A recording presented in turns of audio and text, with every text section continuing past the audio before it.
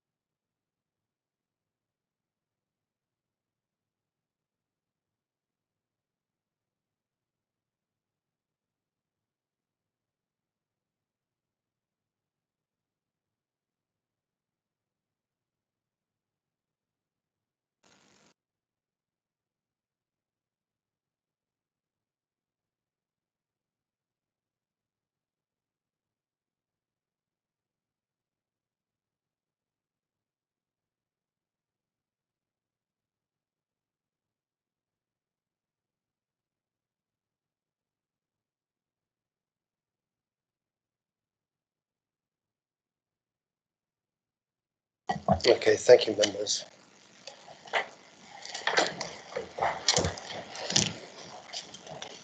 Okay, so before we kick off, may I ask Jill Hollyoak, our Democratic Services Officer, if she'd like to give us the housekeeping notices for today's meeting. Thank you, Jill. Thank you, Chairman. Please note that this meeting of the Overview and Scrutiny Board is being recorded by the Council for live broadcast and will be published on the Council website for a minimum of 6 months. Please could everyone present follow these ground rules. Only speak when invited to by the Chairman. If accessing via Teams, always turn on your video function when invited to speak and state your name. Please use your microphones when speaking and please mute or turn off your microphone when you are not talking. If accessing via Teams and would like to speak on an item, please do so by utilising the raise your hand feature in the bar at the top of the Teams window. Please refrain from using the chat function in Teams except for recording a proposed motion. If a vote is required on any issue, the Democratic Services Officer will call out each board member's name in turn, starting with the Chairman and Vice Chair. Please respond with for, against or abstain. For those in the room, please note that if the fire alarm sounds, please exit the building by way of the nearest available signed fire exit route and make your way to the ground floor of the multi-storey car park. Finally, please ensure background noise is kept to a minimum when mobile phones and other devices are turned off or switched to silent for the duration of the meeting. Please note that this includes members' laptops. Please turn off laptop cameras and microphones and turn the volume all the way down to ensure there is no disruption or feedback during the meeting. Thank you. Thank you very much, Jill. So on to the agenda, agenda item 1, apologies. Jill, do we have any apologies? Thank you, Chairman. Yes, apologies have been received from Councillor Leslie Dedman, Councillor Tony O'Neill, Councillor Chris Rigby, and item 2 substitute members. Councillor Derek Borthwick is here for Councillor Tony O'Neill. Welcome, Derek. Thank you for standing in today. You're glutton for punishment, I think. Agenda item 3, declarations of interest. Members, does anybody have any interest that they wish to declare? No, we do not. So we go on to agenda item 4, confirmation of minutes and action sheet, noting that these 6 o'clock minutes have been reissued as a separate supplement to the report today. Are there any comments? No, it would appear not, which brings us on to the action sheet. There was one outstanding action, and it was related to the affordable housing contributions from the BDC. And just to clarify the situation on that, I have received an answer from Head of Planning, who does confirm that affordable housing contributions were made for, I think it's the, I can't remember exactly, but the first development they did at Madeira Road, I think it was 106,000 or something like that. And also over £1 million has been secured for the Winter Gardens development when and if it goes ahead. So the BDC is making contributions to affordable housing. I think that clarifies that situation. That action is now closed.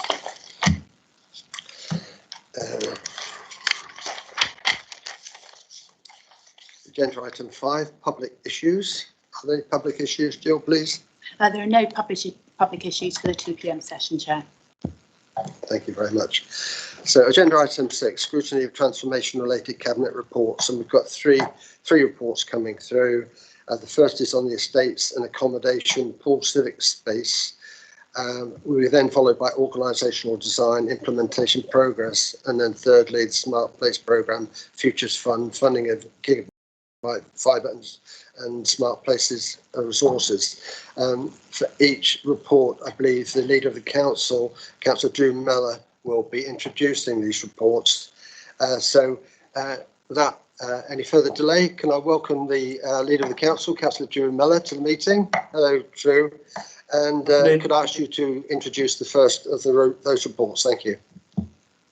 Yeah, thank you very much, Darren, and apologies, you've got quite a lot of me this afternoon. Can't hear you, Drew, sorry. I'm not on mute. Can you hear me? We do have a technical issue, it seems. We can't hear you. Just a moment, please. I can hear you, leader. I think others can. Yeah, I can certainly hear you clearly. It's a problem. We can hear on Teams, we can't hear in the room, it would appear. Yeah. Let me turn the volume up. We're just trying to resolve this issue, Drew.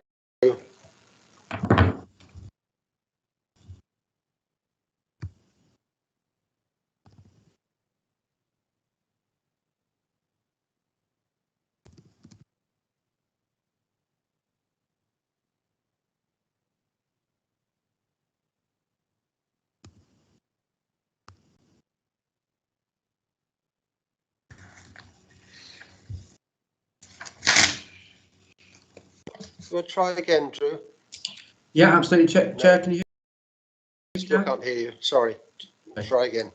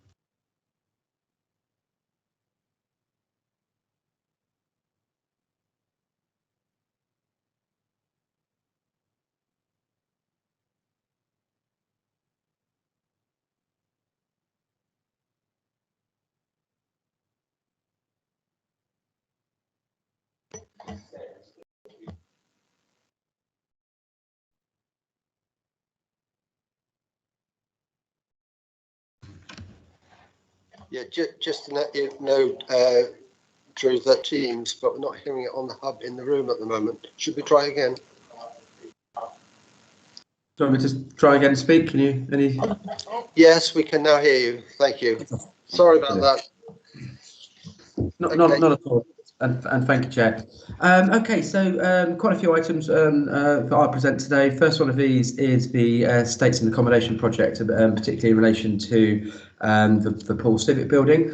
Really, obviously, really important asset for Paul, and it's, some quite detailed work has gone on as we're trying to bring forward a solution as to how we can effectively vacate it as a civic hub, because we're moving from 3 civic hubs into the Bournemouth Town Hall, which will be known as the BCP Civic Centre going forward. You'll see in the report, Chair, what we've got here is the protected part of the building. We put a red line around it, and the intention is that we can use the retain for charter trustees for use of the chamber and the mayoral facilities, and then also put an anchor tenant in there of a coroner, which would be and I think there's a sort of a widespread desire to effectively bring forward a better long-term solution for the coroner as well.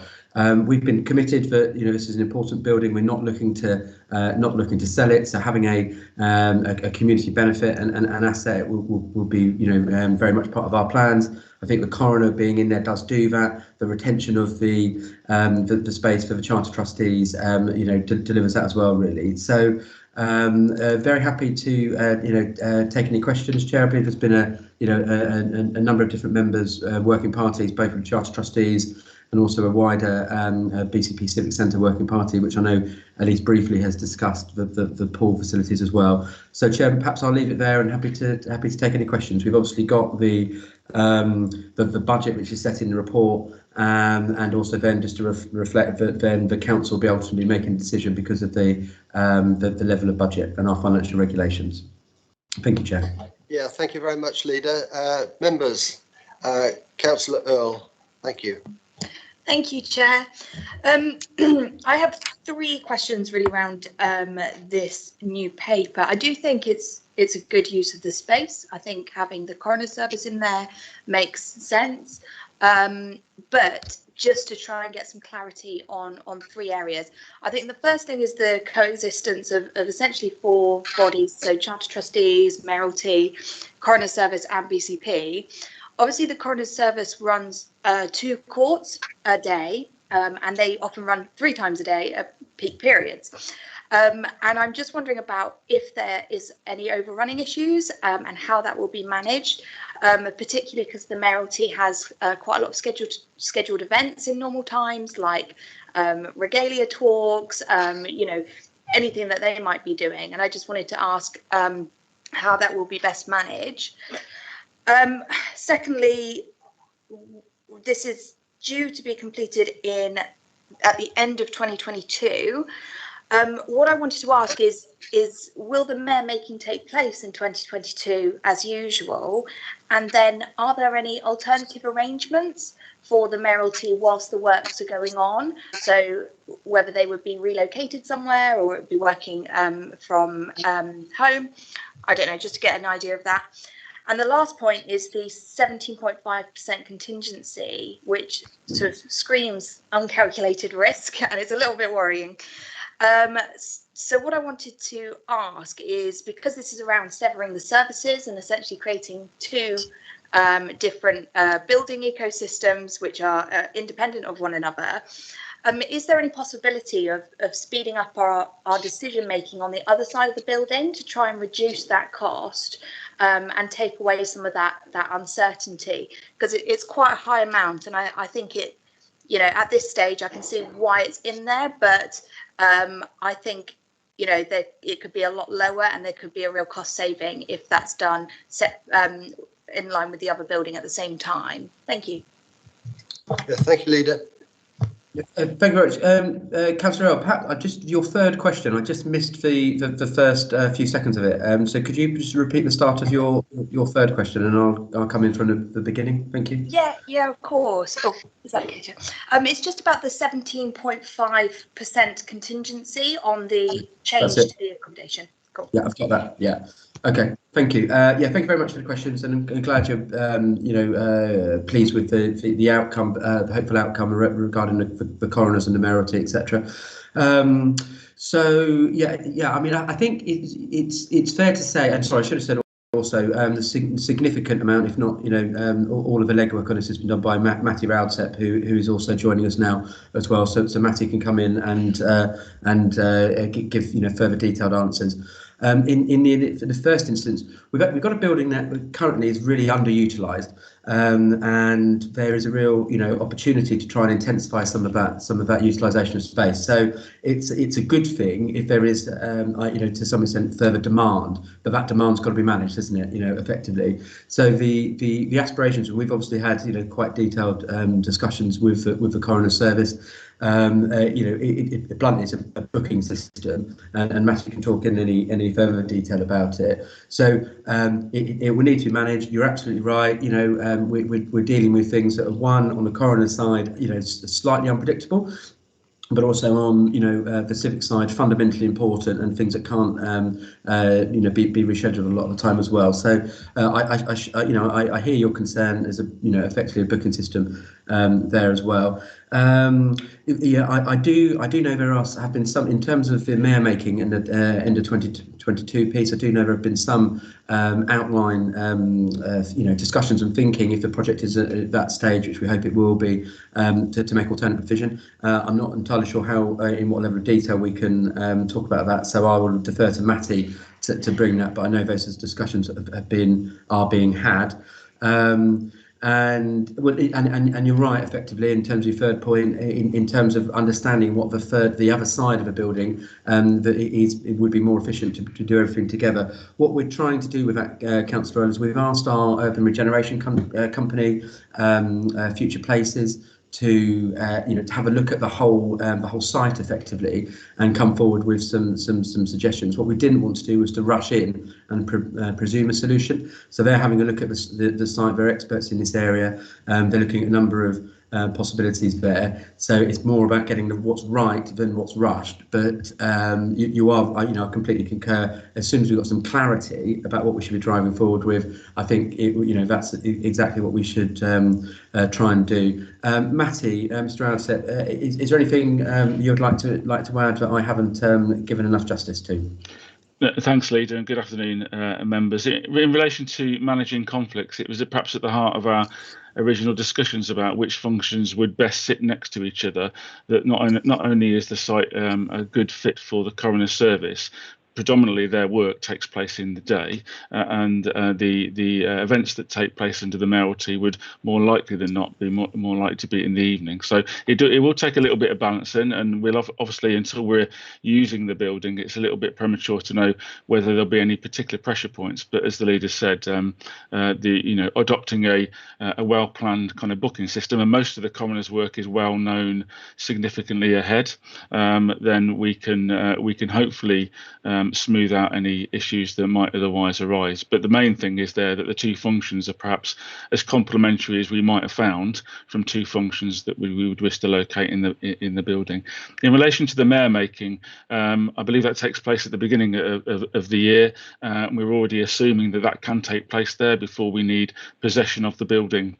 Obviously, once we've got possession of the building, it would have to be closed because the works are so significant. So, but the actual mayor making, we hope to be able to accommodate. But we're obviously will be in further conversations just to confirm that in due course. And in relation to the separation of the building, I think our current proposal is kind of, I guess you'd call it worst case scenario, that in the event that we're having a separated piece of building with no connection to the other arms of the building, then it needs to be able to operate independently. And that's why the costs become quite high, because we're obviously having to have independent services and fire prevention and fire access and egress and so on that have to be built into the project. So as things stand, it is kind of the complete package to ensure that building can operate appropriately on its own. If the circumstances were to change as a result of the plans for the wider site, then we would have to factor those in. Hope that helps. Thank you. Okay, Councillor Earl. Just to say thank you. That's great. Any other members wish to speak? Councillor Howell. Thank you, Chair. During the working party for this, there was discussion about the extension to use by the community, because that also fits in with the timings that Matty was stating there, and also there's a kind of lack of resource in that immediate area of community buildings. So, but it doesn't. The report doesn't mention anything to that effect, and I would have expected to see in here at least a brief paragraph assessing its suitability and confirming that relevant issues about community use have been thought about. Thank you. Leader, did you want to come back on that one? Yeah, briefly, if I may. I absolutely hear that. We've been committed to the fact that this needs to be a building that has community use. Obviously, the fact that the Charter trustees are there and the coroner, that is I consider that a community use. To give some assurance, so this isn't the final plan, is it? So this is the what we're expecting to happen in and around that red line zone. Effectively, we've got the rest of the site as well. We're not closed off to community uses of that. We're just trying to make sure we've got the right people, which at this stage is the Future Places team, looking at the wider site, what the wider conurbation needs as well, and making sure we're bringing forward some of those stewardship-based long-term decisions around our assets. And absolutely nothing's been ruled out in terms of community uses. Councillor Howell? Yeah, I mean, it appears like the leader either hasn't been briefed or made a decision that the site isn't appropriate for genuine community use, which is essentially providing a space in there for local community organisations to book and have events, outside time used by the mayoralty or the coroner service, of which there would be quite a lot of time in the weekends and evenings. I'd just like Matty because Matty's fully aware that this was discussed, because I was pushing it within the working group. So, perhaps Matty could explain the disconnect and why it seems either to have not reached the leader or to have been cut from the proposal. Leader, I'll come to you first, because maybe you can add without. Thank you. Thank you very much, Chair. So effectively, let's be really clear about this. What we're saying is the anchor tenant of this building will be the coroner and the charter trustees. That is fundamentally, it becomes not our building as much as it was effectively. There's absolutely nothing stopping the future uses of that building involving community uses as and when it's not being utilised by those anchor tenants. And I don't believe anything I said in my earlier my earlier answer indicated anything other than that. So if I did, then please I take the opportunity to apologise, but it certainly wasn't my intention. We're getting the main anchor tenant sorted on this building, and then we're up for maximising space utility, and we'll look to community use for that if it's required. And then on a wider context, when you look at the wider site, we're engaging the urban regeneration company to work out what the best way in a stewardship long-term approach is to develop the whole site for the needs of our community. So I believe I answered the question. Apologies if I didn't give a full enough answer, but I'm perfectly happy with that statement. And Matty, very welcome to come in if there's anything else you'd like to add to it, through you, Chair, obviously. The leader. Yes, please go ahead. Yes, thank you. Thanks, Chair. No, I was just going to agree with the leader in relation to nothing's been ruled out. I think I'll go back to one of my earlier responses around that kind of initially trying to land the project with the coroner and the mayoralty, ensure that those two uses are that work smoothly and complementary. There may well be capacity in the building, time and space that could be used by for communities, but we were kind of very cautious about going too far too soon, but just making sure that the key requirements of the building can operate successfully together was our priority. Thank you, Councillor Howell. Just one last. Just to conclude, I mean, I think this is disgraceful, really, because it shows that the working party hasn't really been listened to. And just to push it off into the future and say it's something that we haven't considered, the working party asked officers to consider this. There's no reason why, in fact, we're under the impression, certainly I was under the impression, that this was being considered additionally with the other factors that were being considered. And the talk of anchor tenants worries me, because it suggests that actually what we're looking to do is shove the lease of the place off onto the coroner's service, perhaps, or into out of the kind of remit or ability of the community services and local communities to be able to access that space. This is something that should be thought about now. We should be thinking about how to do things properly and things in the round at this stage. What happens with the important additional things that make communities work so often with councils is that they're forgotten about, and then it's always too difficult to pigeonhole them in because they've not been thought about in advance. And this is what's happening here. It's not being considered as important by either the officers or the leader. Thank you. Thank you. I'd like to bring in Councillor Slade, please. Thank you. Thank you, Chair.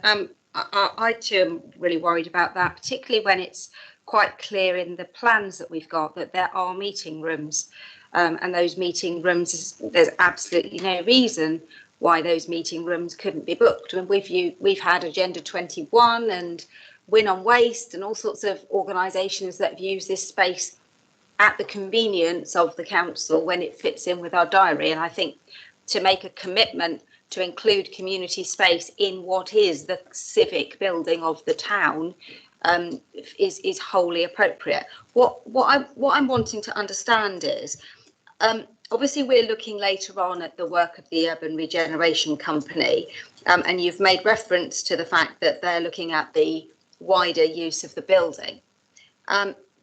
I'm slightly concerned about the conflicting conversation. You suggested that the building's staying, and I know certain members are under the impression that the building will be retained in its entirety for the council.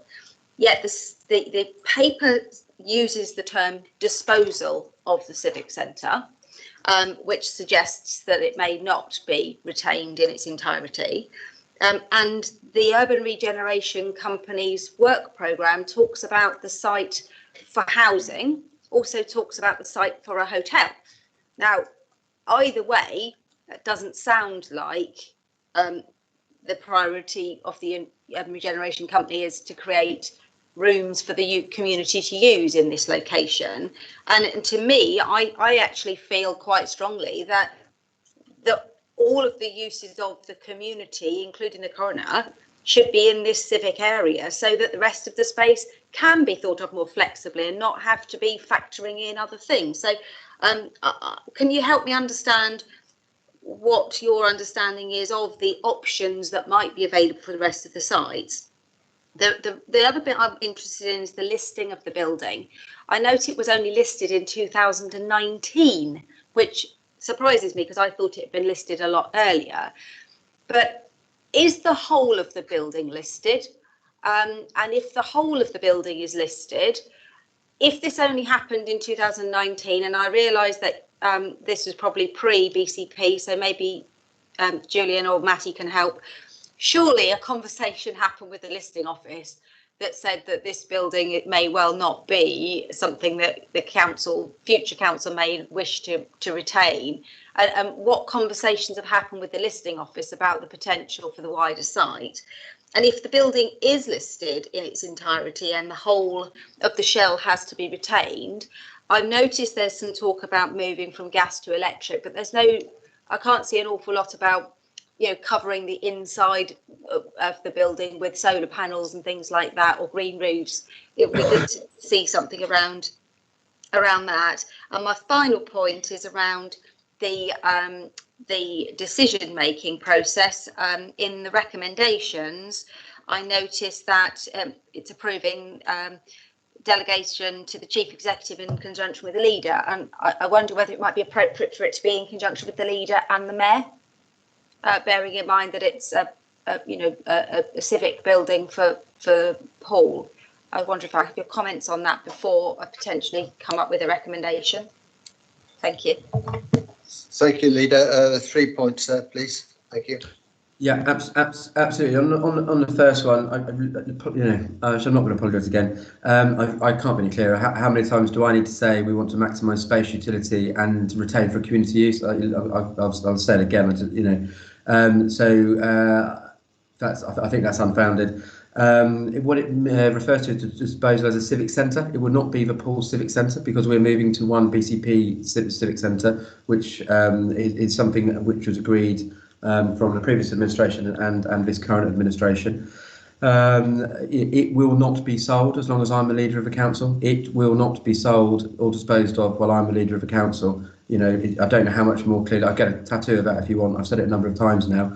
Is the whole building listed? My understanding, it's the bit primarily that resembles the red line we've got about. So it's the front of a building as it refer onto the pool, gyratory onto the pool park. But I'm sure Matty can give you a more detailed answer than that. Let's look at in terms of the mayoralty. Very happy to, will continue to work with the mayor and other members actually in terms of what we're trying to achieve around the space there. We will and have and will continue to consult with the mayor. Was there any other questions I didn't answer? But thank you, Leader. Yeah, Councillor Slade wishes to come back. Yes, two things. Firstly, about the environmental issues on the building, and secondly, can I then ask if the paper can be amended to remove the word disposal before it goes to cabinet, and also is Future Places aware that if we run this as a hotel, it will be a hotel owned and operated by the council, because the paper is quite clear that it's not. This is one of their key sites for development. So I'm interested to know if we're going to be owning a hotel. Yeah, so to be clear, everybody involved in this is abundantly clear that this administration, this Conservative administration, is not going to dispose of that asset, that really important pool local asset. So absolutely. Whatever that use be, is a hotel community use, of course it is housing community use, of course it is, there's space for for community activities, community use, of course it is. What we need to do is to work out what the best utilisation of that site is. What we're not doing is just selling something arbitrarily, because we can't think of anything better to do with it. When I was on the other side of this table, often talked about the previous administration's fire sale mentality. We're not about that. We're asking the URC to work out what the community needs most from our assets and to make sure we get most commercial gain from them. And very rarely is that to sell an asset. But to be absolutely clear, we will not be selling this asset. In terms of the specific where we've gotten to in terms of the environment or points in terms of the interior of the building, solar panels, etc. At this stage, that's something that Matty will have to answer. But hopefully I've been as clear as I can be that we're not selling the building and we're going to get the best community use for it that we can. Thank you. Can I think that doesn't count as community use then? Because it sounds like you can use community use for anything. If a hotel is community, housing is community, community is community. I'm just wondering what isn't community.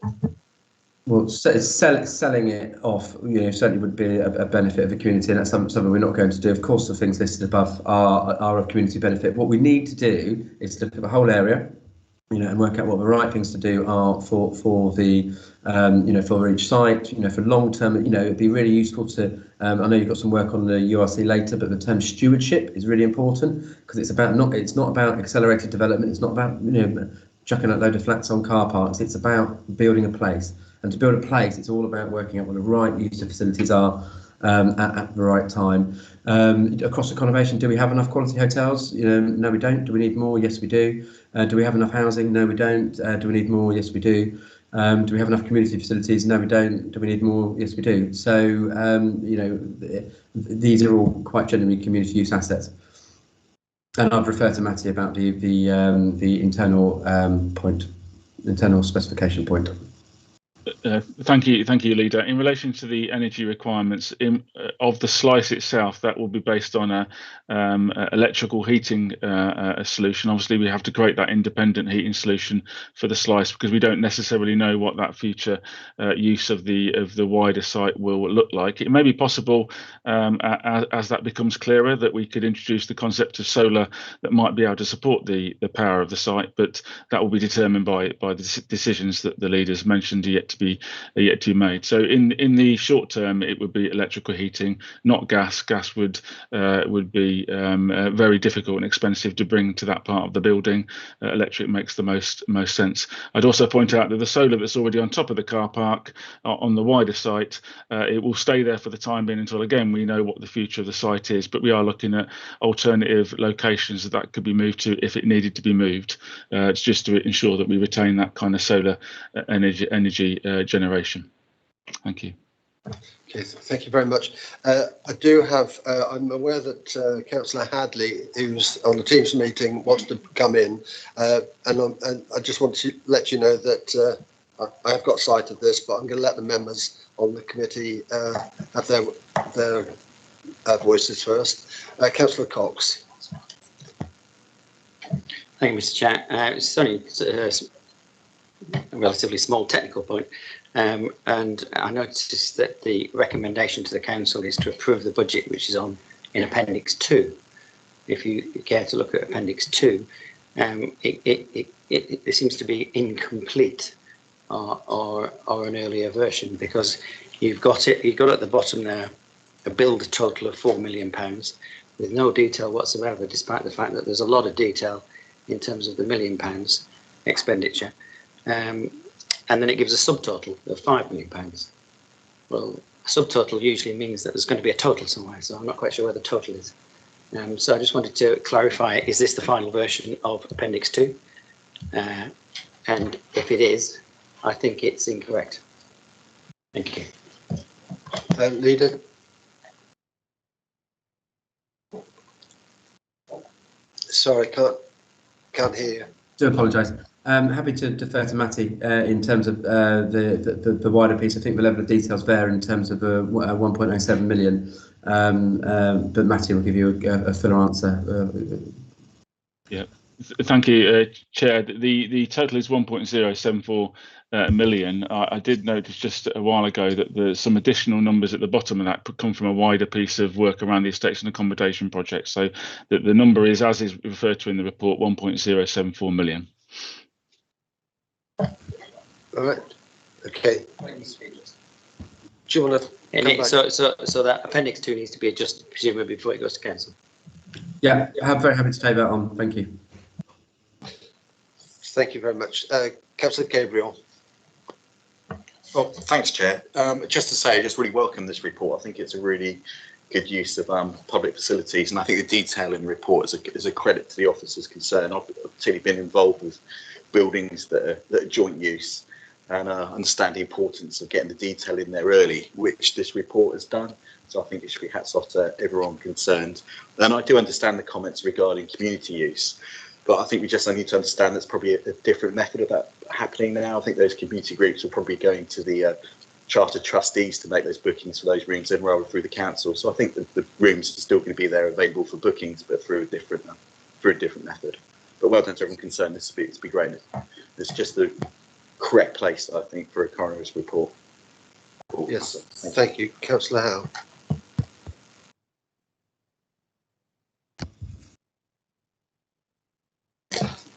Sorry, did you indicate, Councillor Lewis? You did? Yeah. Okay. Yeah, I just want to go on that quickly. Yeah, we've got to challenge that definition that's been put forward by the leader of what community use is. It certainly does not include a hotel. Community use has got quite a good precedent for what it means. And what we're talking about in this context is a space that people can come, meeting rooms, some kind of community space where groups can come and use that space. It certainly doesn't mean anything that's designed to generate revenue. You know, the leader says he's committed to this and he wants to make sure that the space is used for the community, and he's willing to get a tattoo to bolster that point. Well, I suggest a better thing to do would be to put it in the paper in the first place. The section which mentions community use is included under the heading of value for money. And I think we're all aware the reason that lots of community spaces have closed down over the past 10 years is that they're not the most value for money. They're not the best use of money. And that's a sacrifice we have to make sure that our communities have those spaces to use. Okay, thank you. I'm going to bring Councillor Hadley, who's on the Teams meeting now, please. Thank you, Chair. Yeah, on that community use, I think it is about the community meeting rooms. If as Councillor Gabriel just talked about, it is about the charter trustees being the guardian of the meeting rooms to allow the community in. That's the sort of community use I think that people are talking about, and I would hope that the leader would accept. But I really wanted to talk about the energy efficiency of the building, because it's pretty awful. And obviously you're in one of the rooms now, and it's metal windows with single glazing with some secondary double glazing in it in certain rooms, but not every room even has secondary double glazing. The insulation is poor. We really need to have internal ceiling insulation in the non-civic rooms, or look seriously at better insulation. It's going to continue to be very cold as a space for the coroner and his team, his or her team, and for the public to come to. The doors and windows need to be looked at. The idea of having the electric heating, we declared as a climate emergency 2 years ago, and yet we're still taking a really energy inefficient route to heating our public buildings. That's dreadful. And maybe that's a very short-term thing. I welcome the fact it's not gas. That would be ridiculous. But actually, electric radiant heating is a very poor way to heat a building. The first thing you need to do is insulate it properly, and there are things that we should be doing at this point while we've got the building out of use to make that better. And there's open well spaces either side of the Catstock and civic room. Can they be capped in some way to hold the heat in the building? That they're just complete heat sinks. The huge solar power array on the car park. I was actually surprised. I'm sorry. I did have a quick exchange with Matty just to clarify, because I thought that was directly connected to the civic centre, because back in 2015, when it first went in, it was providing 25% of the energy needs of the Poole Civic Centre when it was fully occupied. If we're selling the electricity to the grid and then buying it back, that's a really inefficient way of doing it. We should be using it and then selling our excess and importing when we have to from the grid. Just a dreadfully bad way of using the energy. Similarly, we have voltage optimization on our power to the civic centre. We should be using that. So while we're severing, we should be severing with a view to using the facilities that are there. The power system, as I understand it, is in the car park, and it should be possible to continue to make use of those facilities whilst isolating. I understand why we need to isolate the power supply from the rest of the estate. And part of that, if you think about Bournemouth Hospital, we persuaded Bournemouth Hospital to think in terms of renewable energies, and they thought about a campus-based energy system. And we need to do the same with this, whatever we do with it. And I think we need to be far smarter in the way in which we're doing that. The other couple of things, if I may, Chair, just wanted to cover was that I think the £50,000 for IT seems very light. If we've got staff permanently there and meeting rooms, unfortunately the current IT equipment room is just outside the red line, so it'll need to be reprovided. But anytime you're moving IT kit, particularly the telecoms, that gets very expensive very quickly. So I'm surprised that figure is as low as it is. And the other one was around car parking. In paragraph 12, it talks about the car parking being available. I hope that we're moving to the new world. It's again several decades ago, both Bournemouth Hospital and Poole Hospital started charging their staff to park as part of sustainable travel. We're very good at preaching to others how they should be travelling, but we're not very good at doing it ourselves. So are we going to, if people choose to come to work by car, are they going to be paying for their car parking is a question. Thank you. Thank you. Probably the first section on the energy, I should address that to Matty, I think, probably. Would you like to come in on that? Thank you. Yeah. Thank you, Chair. Councillor Hadley raised a number of points, and obviously we're dealing with a building that's got listed elements, both in terms of the facade and some of the internals, which does limit our ability to do what we might do if we were building a brand new. I think what we're doing at the moment is pragmatic in that situation. Whether there's more we could do, it might be possible, but I haven't got any more that I can probably flesh out on that, apart from the fact that the team have looked at what the most viable options are to ensure the appropriate amount of heat would be available in that retained section to support whatever's going on inside. In relation to the car park, certainly the advice I've been given is that it's that energy is created and put into the grid, and then we buy our energy separately. It obviously predates my involvement in the building, so I don't need to ask further questions to understand whether your interpretation was actually correct. But that's certainly the view I've given is the one as it's been explained to me. Thank you. Thank you, Leader. Anything you wanted to add, Leader? Just really briefly, Chair, in terms of I absolutely hear what Councillor Hadley's saying in terms of car parking and our commitment to moving away to more sustainable methods of transport. I think it's slightly premature to be making long-term decisions. We're in our new normal now. We'll shortly be bedding that more in when we actually bring people back to work more formally once we have the work's completed in the BCP Civic Centre. It's certainly not going to be Monday, Friday. Working patterns will have changed. Let's see what's actually happening before we make any long-term commitments in and around car parking. Thank you, Leader. Councillor Howell. Thank you. Yes, to conclude the debate on community use, I'd like to put forward a recommendation, which is that the Cabinet considers how use of the retained section of the building by community groups can best be accommodated outside coroner and mayoralty hours, making appropriate and reasonable adjustments to the current proposal where necessary, while accepting this use is secondary to coroner and mayoralty use. Thank you. That's an additional recommendation to the ones that we already have then, isn't it? Yeah. Yeah, it's an additional recommendation. Okay. Thank you very much, Councillor Slade. Any debate on that recommendation, members?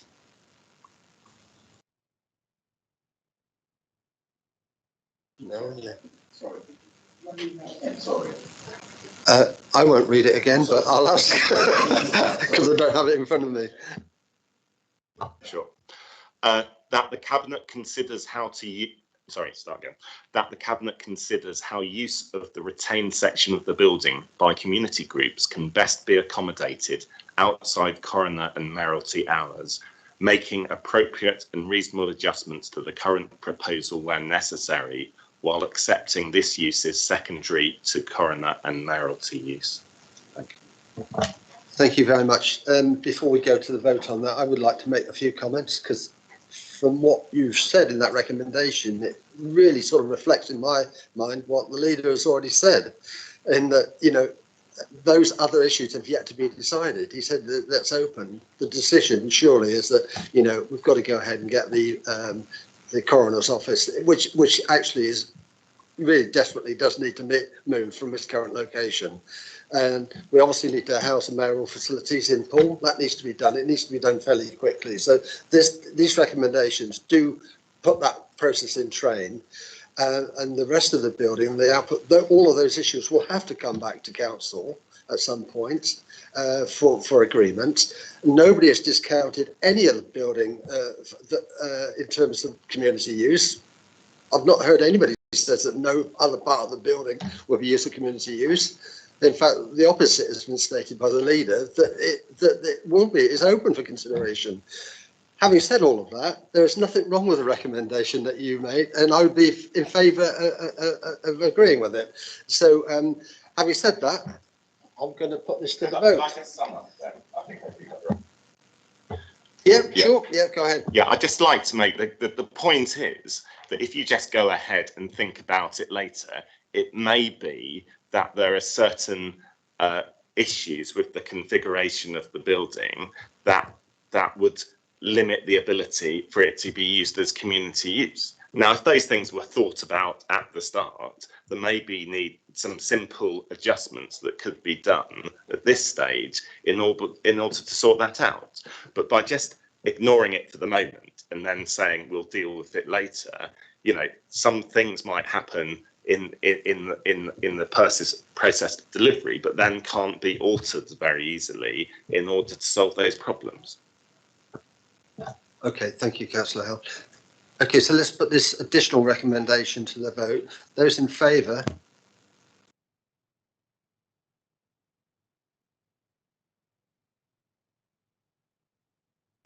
Those against? 1, 2, 3, 4, 5, 6. Oh, whoopee. Well, having voted for the recommendation, I'm going to have to go for the recommendation. So that is carried. So we will recommend that to Cabinet. Thank you. So, well, that was rather a long debate and we've got a fair bit to be getting on with. Hopefully the next ones won't be quite so difficult. And the next paper is on organisational design, implementation progress. Leader, would you like to introduce that? Thank you. Yeah, absolutely. First, can I thank Matty for his support and work on the previous paper. And Julian Osgood is with me in terms of introducing this paper. Yeah, so it should be something we're getting increasingly familiar with. You know, we're aware of what our new organisational design looks like. Since we've last saw this paper, you know, we've now fully onboarded our SIP, so that's KPMG in partnership with Agilysys. We've really hit the ground running with them, you know, and we're really encouraged by all sides of that partnership and what they're bringing to the table. So I hope members gain some comfort from that. It's quite a really clear report actually in terms of what it sort of, you know, puts out effectively what we've done and the process effectively. So first of all, you know, it's about identifying the key work streams. It was then taking those into a really high level plan.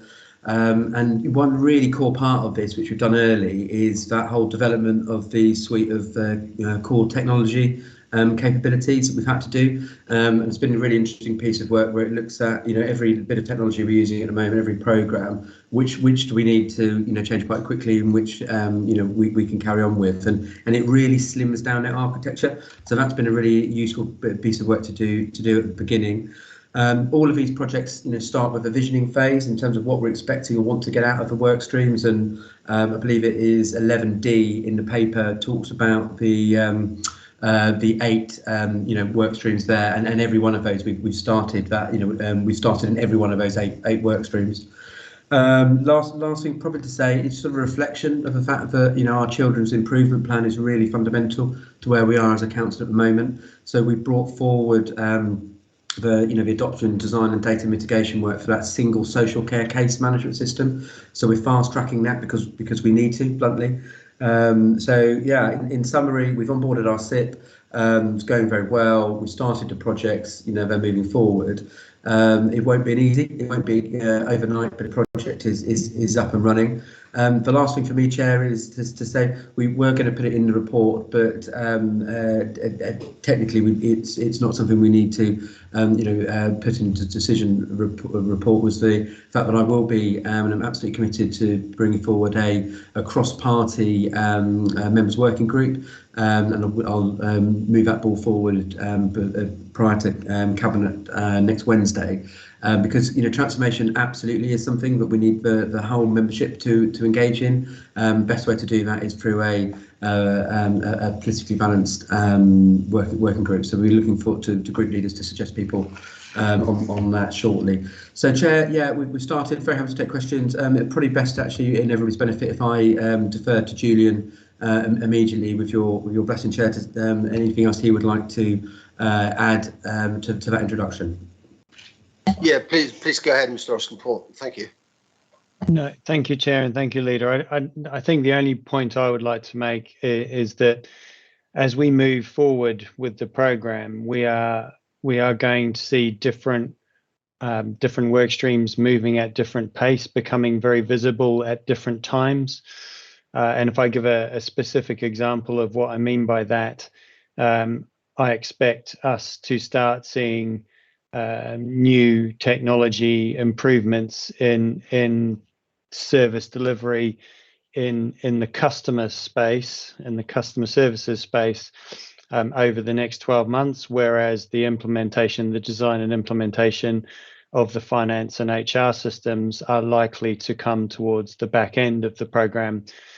So I just wanted to manage everyone's expectations that things will, while we are in motion on everything at once, the actual deliverables are likely to happen at different times throughout the life cycle of the programme. That won't all happen at once.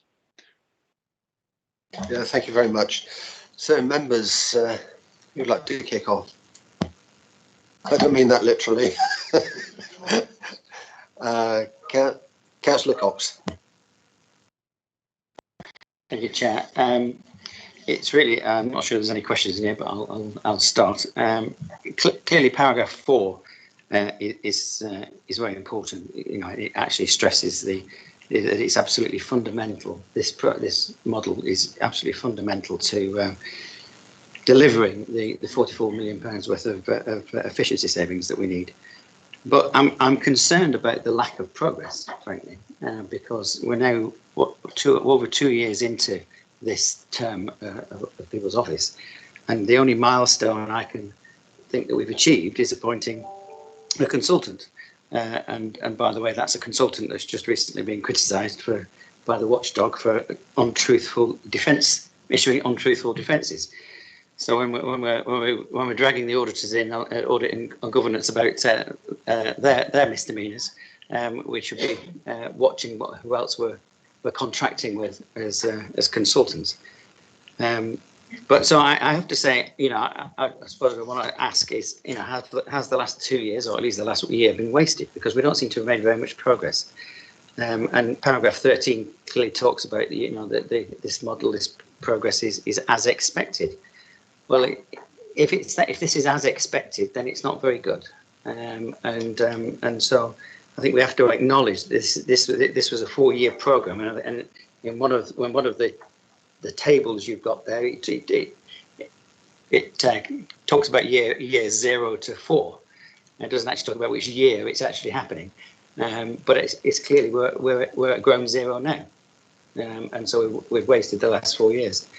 And paragraph 5 of the report clearly talks, paragraph 15, sorry, of the report clearly talks about that strong leadership is absolutely critical if this is going to be delivered. But I would also like to add, strong leadership is critical, but it has to be a leadership which is realistic, which is prudent. And what I'm significantly concerned about is, how is this all being financed? And by accelerate, and you've already talked about accelerating the third-party spend savings. And why haven't we accelerated third-party spend savings last year, if we could do it that year? So, and is that acceleration being used to finance the program in the first place? Because obviously we're clearly running out of money. So those are just some comments. I'm quite interested to hear some responses. Yeah, I think, fairly significant comments too, I would say, Leader. Some fairly important points there. Yeah. If you'd like to come back, thank you. Yeah, very, very happy to chair, and notice Julian, Mr. Osgood has his hand up too. Really, interesting, isn't it? You go just, Mr. Cox, in there you talk about realistic and prudent, and if you actually think what we actually did then compared to what you were doing, is we had a £15 million saving for this year. And we didn't think that was realistic, and we didn't think it was prudent to be driving those savings too quickly. So we reduced it. We halved it to 7.5 million. Something personally I've been advocating for a long time. When you take back to my sort of phase zero workings. So you're saying we need to be realistic and prudent. We are being realistic and prudent. Then you're challenging the fact that we're being realistic and prudent. It just doesn't stack up. But play your politics. What's really important for us is about us being right, not rushed, effectively. So. Most of this work is going to be better done in these savings when the technological work, the investment in our systems has been achieved. You're absolutely right. This is fundamental. Being really clear, our MTFP is entirely based in and around delivering these savings. So there's an absolute commitment to delivering these savings, to delivering a more efficient and absolute vanguard local authority, the most technologically enabled, the best structured and therefore most resilient as well authority going forward. We're absolutely confident we're going to do that. You talk about the timeline, and absolutely, we have just been through a pandemic. There are things that have happened slower than if we hadn't been. What I won't say is nothing's been achieved. That's not true. The procurement phase took. I mean, Julian I wasn't involved in all of it from the beginning, obviously, but it took a full year in and around that. But what it's allowed us to do is to deliver, absolute best-in-class partner. Originally KPMG and Agilysys were both looking to bid for this piece of work, and we managed to get effectively, both leaders of their fields to come together and work together. And that, in part, at least, is to do with that procurement process, which was the right one. It wasn't started onto me, but it was the right one. So, credit where credit's due on that. You talk about, why didn't we do third-party spend a while ago? Well, good question. Why didn't your administration do third-party spend a while ago? Yes, look, fully confident in our ability to fund these savings. We've got much more sophisticated solutions than what your administration were planning to do, was to fire sale assets there. We're not going to do that. I've talked about that before. Very confident in the team, very confident in the partner, very confident in our ability to deliver. I've noticed Councillor Julian Osborne has his hand up, Chair. Thank you. I was also going to bring the point up about when the programme actually started, and in Figure 3, the graph which shows when the break-even point basically on the programme, and there's a little cross on the graph on the top line, and I'm assuming that's the moment in time now. So if Julian could answer that whilst he's answering the other questions as well, because I think it's a fair point. What is the starting point of the programme, and what point are we in that programme now? Thank you. Yeah, thanks, Chair. And just dealing with that point first, yes, year zero is 2021-22 financial year. We appointed the strategic implementation partner on the 12th of April, I believe, from memory. So we are in year zero now. In terms of your question, Councillor Cox, about why it's taken so long for the programme to start, I think it's worthwhile reflecting on a little bit of history and the LGR journey itself. And if we go right back to that period, we need to acknowledge that our journey through the local government reorganisation process was not necessarily the same. We did not have the benefit of the same lead-in times or lead-in process that many of our the predecessors had. We knew going through that process that we did not have the time to turn our attention to the transformational redesign of the organisation. We knew we just had to focus on landing safely, ensuring that the service delivery mechanisms of the legacy councils were there and were effective on the 1st of April 2019.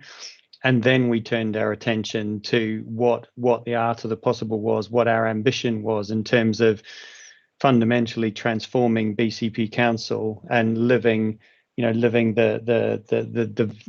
vision that was set out in that local government reorganisation process.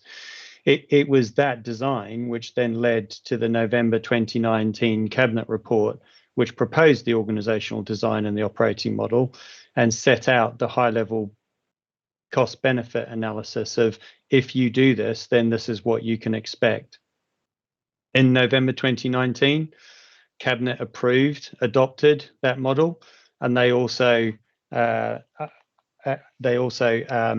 approved a pre-market engagement process on the basis that the scale, the ambition, the complexity of what we were trying to do was not necessarily going to be matched by the way that local authorities traditionally went to market for the kind of implementation relationships that we needed.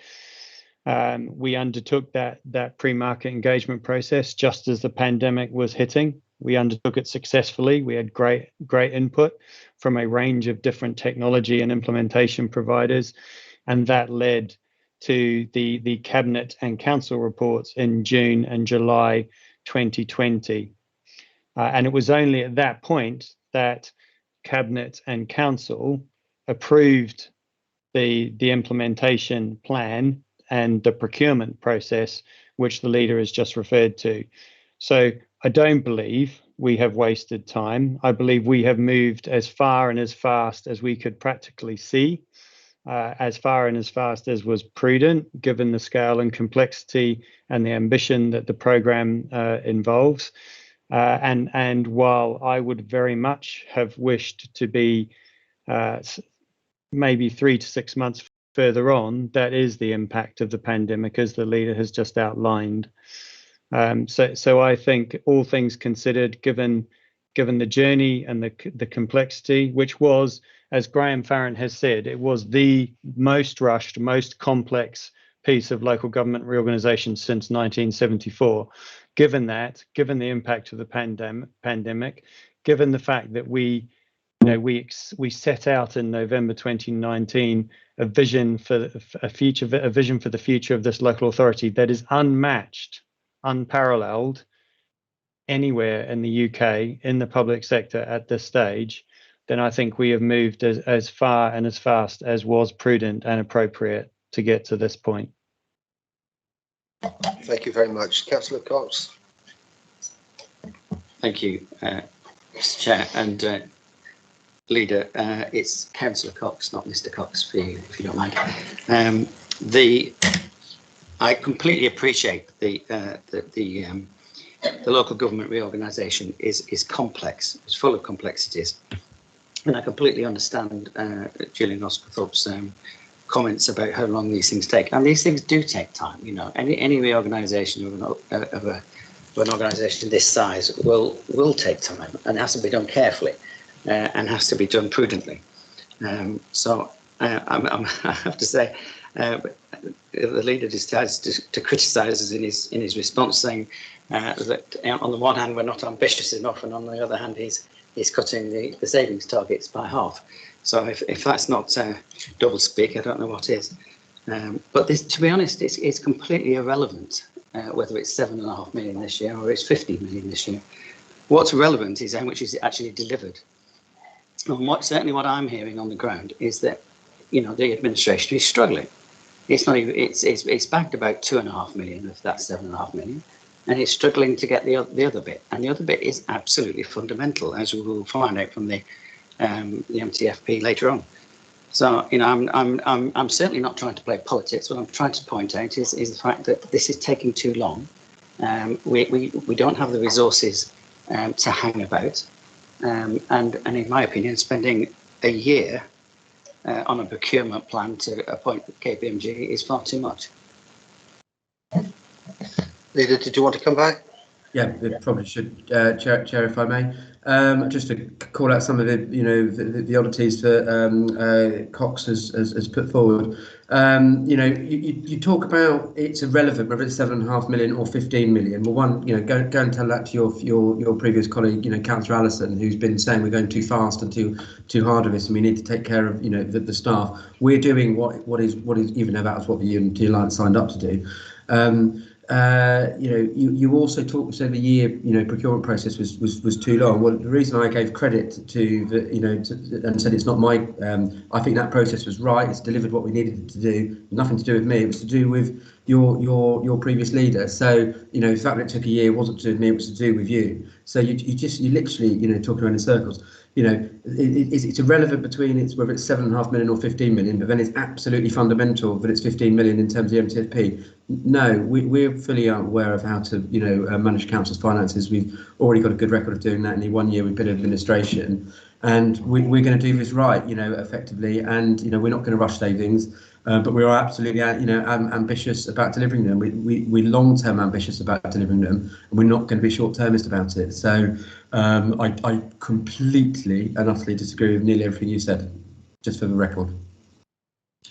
Thank you, Leader. Councillor Allison. Thank you very much. I just want to challenge that. So the points I've made consistently through ONS meetings in the past is that my disapproval was not with the figure of savings that we were looking to save. It was with the fact that you prioritised getting rid of staff and moving the staff away before the technology was in place, which was not what the original LGR plan was designed to do. That is what I've said from the beginning. And I'll do the same again, to be honest with you. My question would be, why in this MTFP is the allocation that's been given for pay reward so low, given that the pay reward has been 2.75 every year? Why are we only allocating 1.75? You know, in what world was that ever going to work? Thank you. Councillor Allison, we haven't actually got onto the MTFP yet. Can you save that question for when we do? Thank you. Any other members?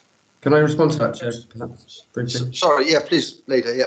You'd be really helpful, Chair. I'll be brief. Then simply, Councillor Allison, you should be agreeing with me effectively, because, you know, we have moved it from 15 million saving in year one before any of the work you're talking about had been done, which, just to be clear, was your policy because you were a cabinet member on the Unity Alliance. So we've done exactly what you've said. We've said these savings should be better off when we've been able to deliver technological savings. Let's not make people savings, you know, at that level at 15 million before we've been able to invest in the businesses and the processes. You and I completely and utterly agree on that. You just don't realise that you agree because you don't understand the detail of what you were doing when you were a cabinet member here. So yeah, I had to call that inaccuracy out, Chair. Thank you. Thank you, Leader. Councillor Slade. Thank you. Chair, may I make a request, please, to ask that the Leader treats the members of this committee with respect? He just referred to one of our councillors without his term, just calling him Cox. And he has just been incredibly rude, suggesting that a former cabinet member doesn't understand things. And I don't think it's necessary. We all have a role to play here. We're perfectly legitimately asking questions, and I would be very grateful if the Leader could give us the respect that we do in referring to him as Leader. Shall I make my points? Only a couple of points, really. One is I am pretty disappointed that it's got as far as a cabinet paper with a promise of a cross-party member working group, when actually there's been a year to get that set up. So actually, why isn't there already a cross-party member working group? Why is there suddenly, oh my goodness, I'll get it done by next Wednesday? You've been in post for a year. It's pretty ridiculous keeping on talking about the Unity Alliance, which has been out for over a year. Let's talk about what you're doing, rather than talking about what we did, when, as you've just heard from Mr. Oscarthorpe, the paper wasn't approved through Cabinet and Council until July 2020, which was after you had made your first revolting attempt at a vote of no confidence, and just 6 weeks before you made the second one. So there really wasn't any opportunity for the previous administration to achieve anything in that 6 weeks. You've been in control since. This hasn't happened for over a year. My question probably to Mr. Oscarthorpe is, in the implementation budget paper on page 61, I noticed that there's no variance on anything all the way down, and I don't think I've ever seen a paper which is so accurate, and I'm just wondering whether we would expect there to be no variance in the overalls, because this is a massive budget and there must be changes that are happening and shifting sand. So I'm just wondering whether I've read that correctly. I want to correct the comment about the fire sale. It's completely outrageous to keep referring to a fire sale. There was no fire sale. There was a strategic sale of unneeded assets so that we didn't have to borrow for this or make cuts. And finally, in terms of a risk register, there's a page that relates to risk. It's very, very brief, and I'm just wondering whether there needs to be a more detailed risk register that brings this forward. And then this is more of a question really to the chair about the role of overview and scrutiny versus the role of this cross-party member working group. I think this paper, which is to note for the Cabinet, comes forward on a quarterly basis, and I don't know what the value is of bringing it to ONS every quarter, and I'm wondering whether it might be prudent to specifically request a member from Overview and Scrutiny Board is asked to sit on the member working group, so that they can give a regular update, and where it's felt necessary to bring it back to Cabinet, ONS, to bring it back to ONS at the appropriate time, rather than us seeing that it's on the Cabinet Forward Plan and then automatically feeling that we need to be looking at it. So I don't know whether Mr. Oscarthorpe has a view on whether that's a way forward either. So thank you. Okay, before I ask the Leader to come back, I would ask, please, Leader, with regard to calling Councillor Cox, I wasn't sure if that was an issue on the microphone when you were talking, but perhaps you could just correct us on that if what has been claimed is correct. And in terms of treating members with respect, I do understand the comment regarding personal comments about members' lack or otherwise of understanding. We're not experts in our fields, and sometimes we do not understand, but we should still be allowed to ask ask questions without being rebuked for our lack of understanding, which is slightly, I think, out of order. So if you would just please bear that in mind, Leader. So I then come back to you to respond to the points that Councillor Slade has made. Thank you. Very, very happy, Chair, and I'll just I'll start with that last one. Chair, we just said your Vice Chair used the word revolting, you know, about an action of mine. So if your colleagues are, you know, that's what sets the discourse, the tone for discourse. I'm absolutely delighted to talk, and as long, you know, as I need to, you know, with colleagues, and, you know, understanding or not. But if you actually look through, you know, the people who I have been, you know, more blunt with, you know, and Councillor Anderson's an example, you know, we have talked about this a number of times, and we effectively agree every time, but then he's arguing a different point. So there's got to be a point when I say, well, no, actually, I don't think you're right. The main point, Chair, is there is a responsibility from all members here. You know, if you want to use words like revolting, that's absolutely fine with me. But then you're going to hear me come back and tell you exactly what I've, you know, I think of your behaviour. It's a mutual thing, and the level of discourse didn't start with me. I look what to say. Julian Osgothorpe will give more detail in terms of the questions that's asked. I'll respond in terms of the points around the fire sale. It was a fire sale and cuts. You cut all your priorities, and you were trying to sell things really quickly. We're not doing any cuts. You know, we're actually doing improvements, investments in our services. And we're not selling things we don't need to sell either. So, you know, again, I've corrected that. What would probably be helpful is if we now move this, you know, on to the more technical answers to your questions, and I'm very sure Julian Osgothorpe can help you with that. Thank you, Mr. Osgothorpe.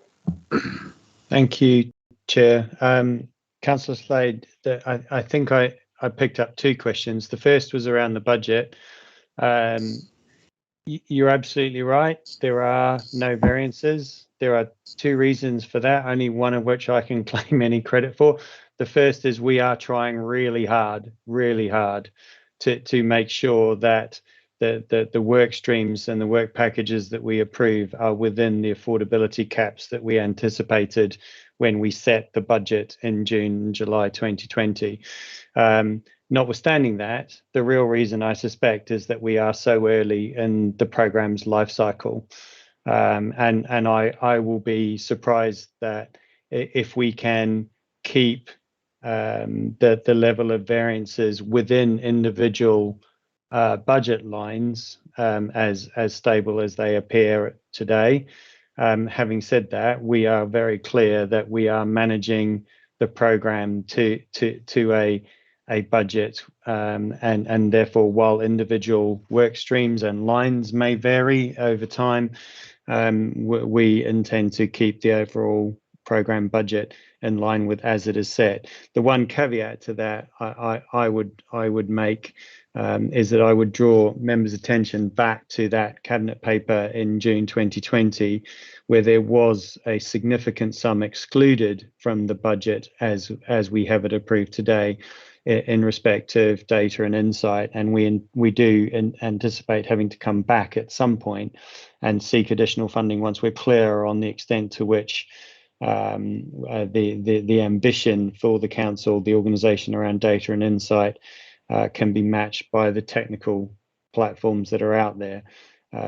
The second question I believe you asked was around the role of the cross-party member working group and its relationship to this board.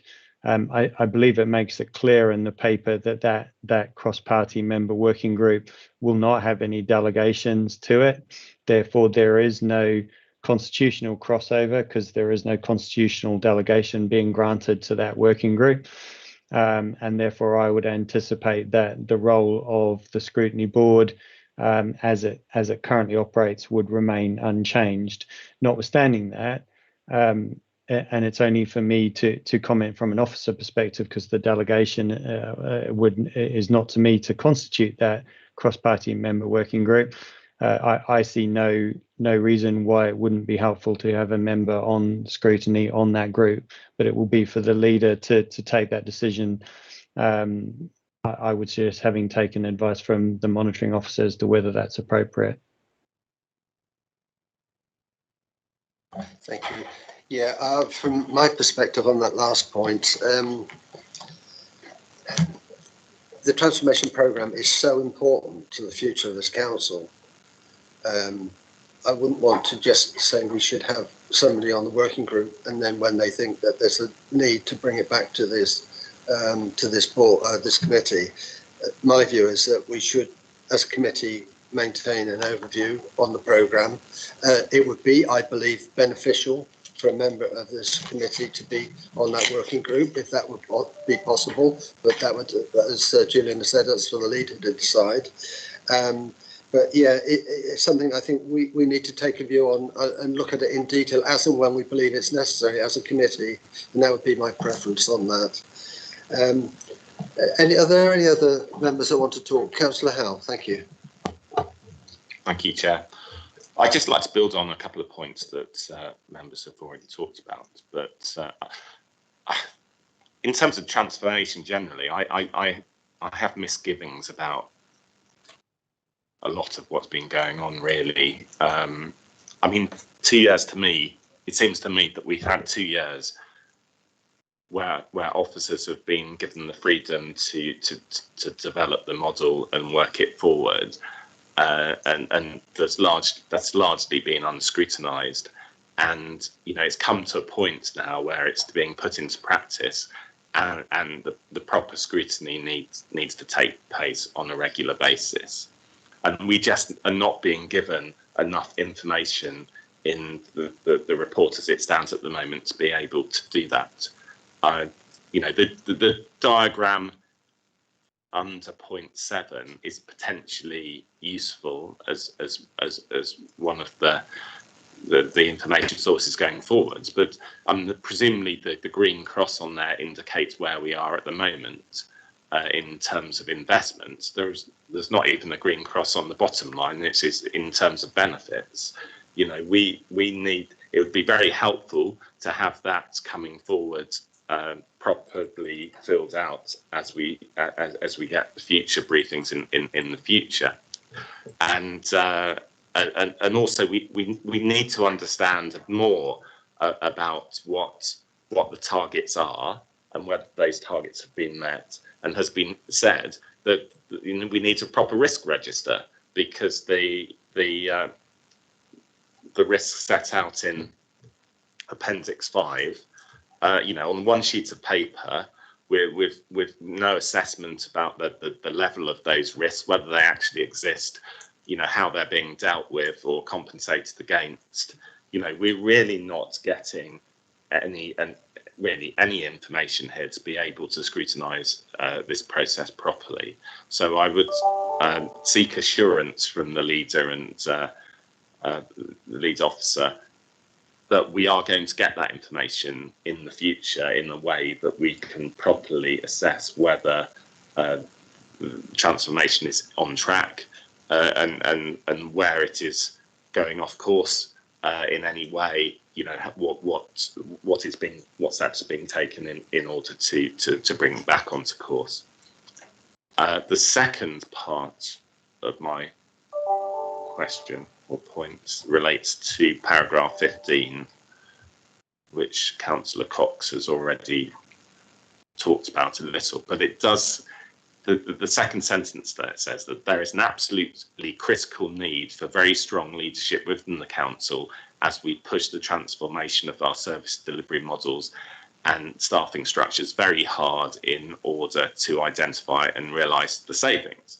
So the uses of the words, you know, critical need, strong leadership, and push hard suggest very much that there are some significant obstacles potentially in the way of us reaching our targets. So I would like some more explanation about what those obstacles are. Thank you. Thank you, Councillor Howe.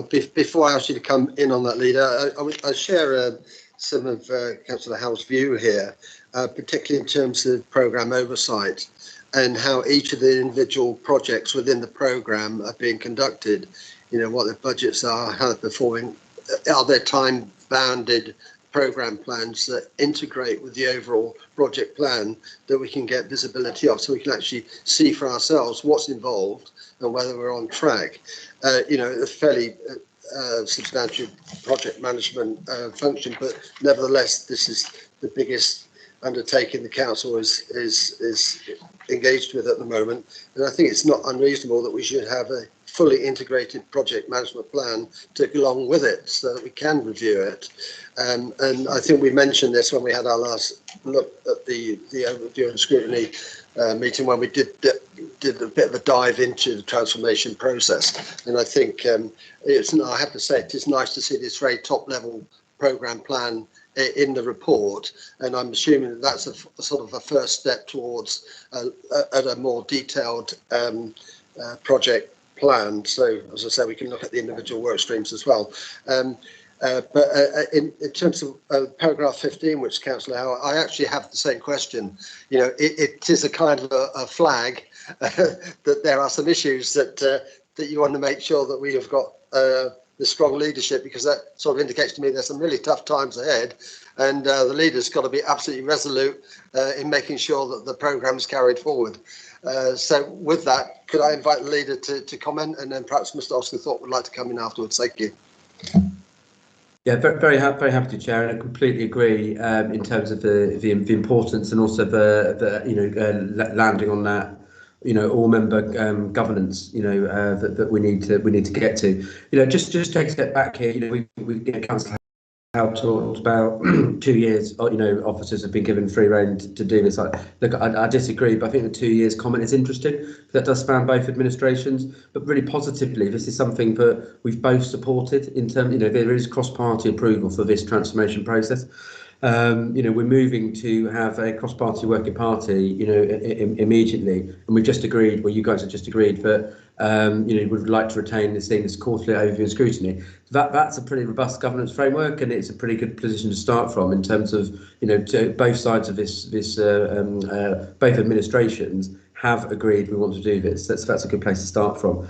I believe the risk register is fit for purpose. And there are obstacles, and that paragraph in there, around strong leadership is there deliberately, because this is not going to be easy. We're trying to do something that is the most impressive thing in local government, the most complicated reform of local government services ever done. We believe we can do it. We're hugely excited about it, but it's not going to be easy. It's going to require, there are obstacles, and it is going to require strong leadership. But it's all member responsibility to that, from members of the administration, opposition members, particularly portfolio holders, as they're working with their service directorates and actually being open and positive about change. Any change management piece is very much about culture, and how you're doing it with people, not to people. And that's absolutely something we've got to, as a leader, as portfolio holders, and as the wider, the council embrace, as have the service directors. It's not easy to go through a large scale transformation, process. The rewards are great. And the rewards are necessary, both in terms of us as an organisation, but also in terms of how we will transform this place for our residents and how they interact with the council. So I absolutely agree about the governance piece. Fully supportive of that. I do take, and I think it's fair criticism in terms of the to put the working party together, but this is difficult, and it is going to be highly ambitious. We will deliver it. Thank you, Leader. Mr. Osgothorpe, did you want to come back? Yeah, if I could, please, Chair, and I'd like to start by making an apology to Councillor Slade, because Councillor Slade, you did raise the point about the risk log, and I omitted to respond to you. There is a far more detailed risk log, as there are far more detailed levels of programme and project management going on as we speak in all parts of this programme. I took the view that it is neither practical nor appropriate to make all of that public. There are, on a weekly basis, as we move through the governance, the management of this programme and the projects within it, there are literally hundreds of pages of documentation and outputs and considerations. Now, much of that I intend to share with the cross-party member working group in order to provide them with assurance that all of that is happening. But I don't believe it's either practical or appropriate for all of that to be put in the public domain, but it does exist, absolutely, Chair. The second point I'd make is that in August this year, this board undertook the first of what I hoped would be a series of single-purpose scrutiny reviews of the transformation programme. And I know I speak for Graham Farron that we are more than happy to facilitate those on a regular basis and provide both general and specific assurance as the board feels is necessary. So you know, I would hope, as you indicated, Chair, that those do become a regular occurrence, and this board does make it a really important part of your work programme going forward. I would like to see it at least twice yearly, but to be a deep dive or a spotlight review of the programme and what's going on, supplemented by that cross-party member working group, hopefully, where, if possible, with a member of this board on that. That's great, thank you. Councillor Howell. Yes, I mean, overall, I didn't find that particularly helpful, I must say. I mean, the leader, you know, firstly, I would just like to say that this was a process that was begun by the Unity Alliance, and you know, I'm not trying to make political points here in any way. And what I'm trying to make sure that we have a transformation programme that doesn't go wrong, essentially, by asking appropriate questions and getting appropriate information. You know, the leader did admit that there are obstacles. He said there are obstacles, but he didn't enlighten us at all in any way as to what those obstacles were. So, I mean, it would be useful, I think, as a committee for us to have a bit more insight into that. You know, in terms of, you know, the issue about how much you want to reveal publicly, both the leader and Julian, you know, we can put this session into confidential session, can't we? So it's not really an excuse to not provide us with information. And I assume, you know, as I'm sure there's a proper process for briefing the chief executive and senior officers, that there is the, you know, documents that exist which summarise accurately the stage of progress and what's going well and what isn't in a relatively accessible form. And I think those should be supplied to us, you know, as confidential papers for us to be able to look at. Thank you. Thank you very much. Any other members? Councillor Farr. Thank you, Chair. Yeah, well, with what we're presented here with the transformation agenda, Leader, are you confident in your previous assertions of being a low council tax administration? Thank you. Leader.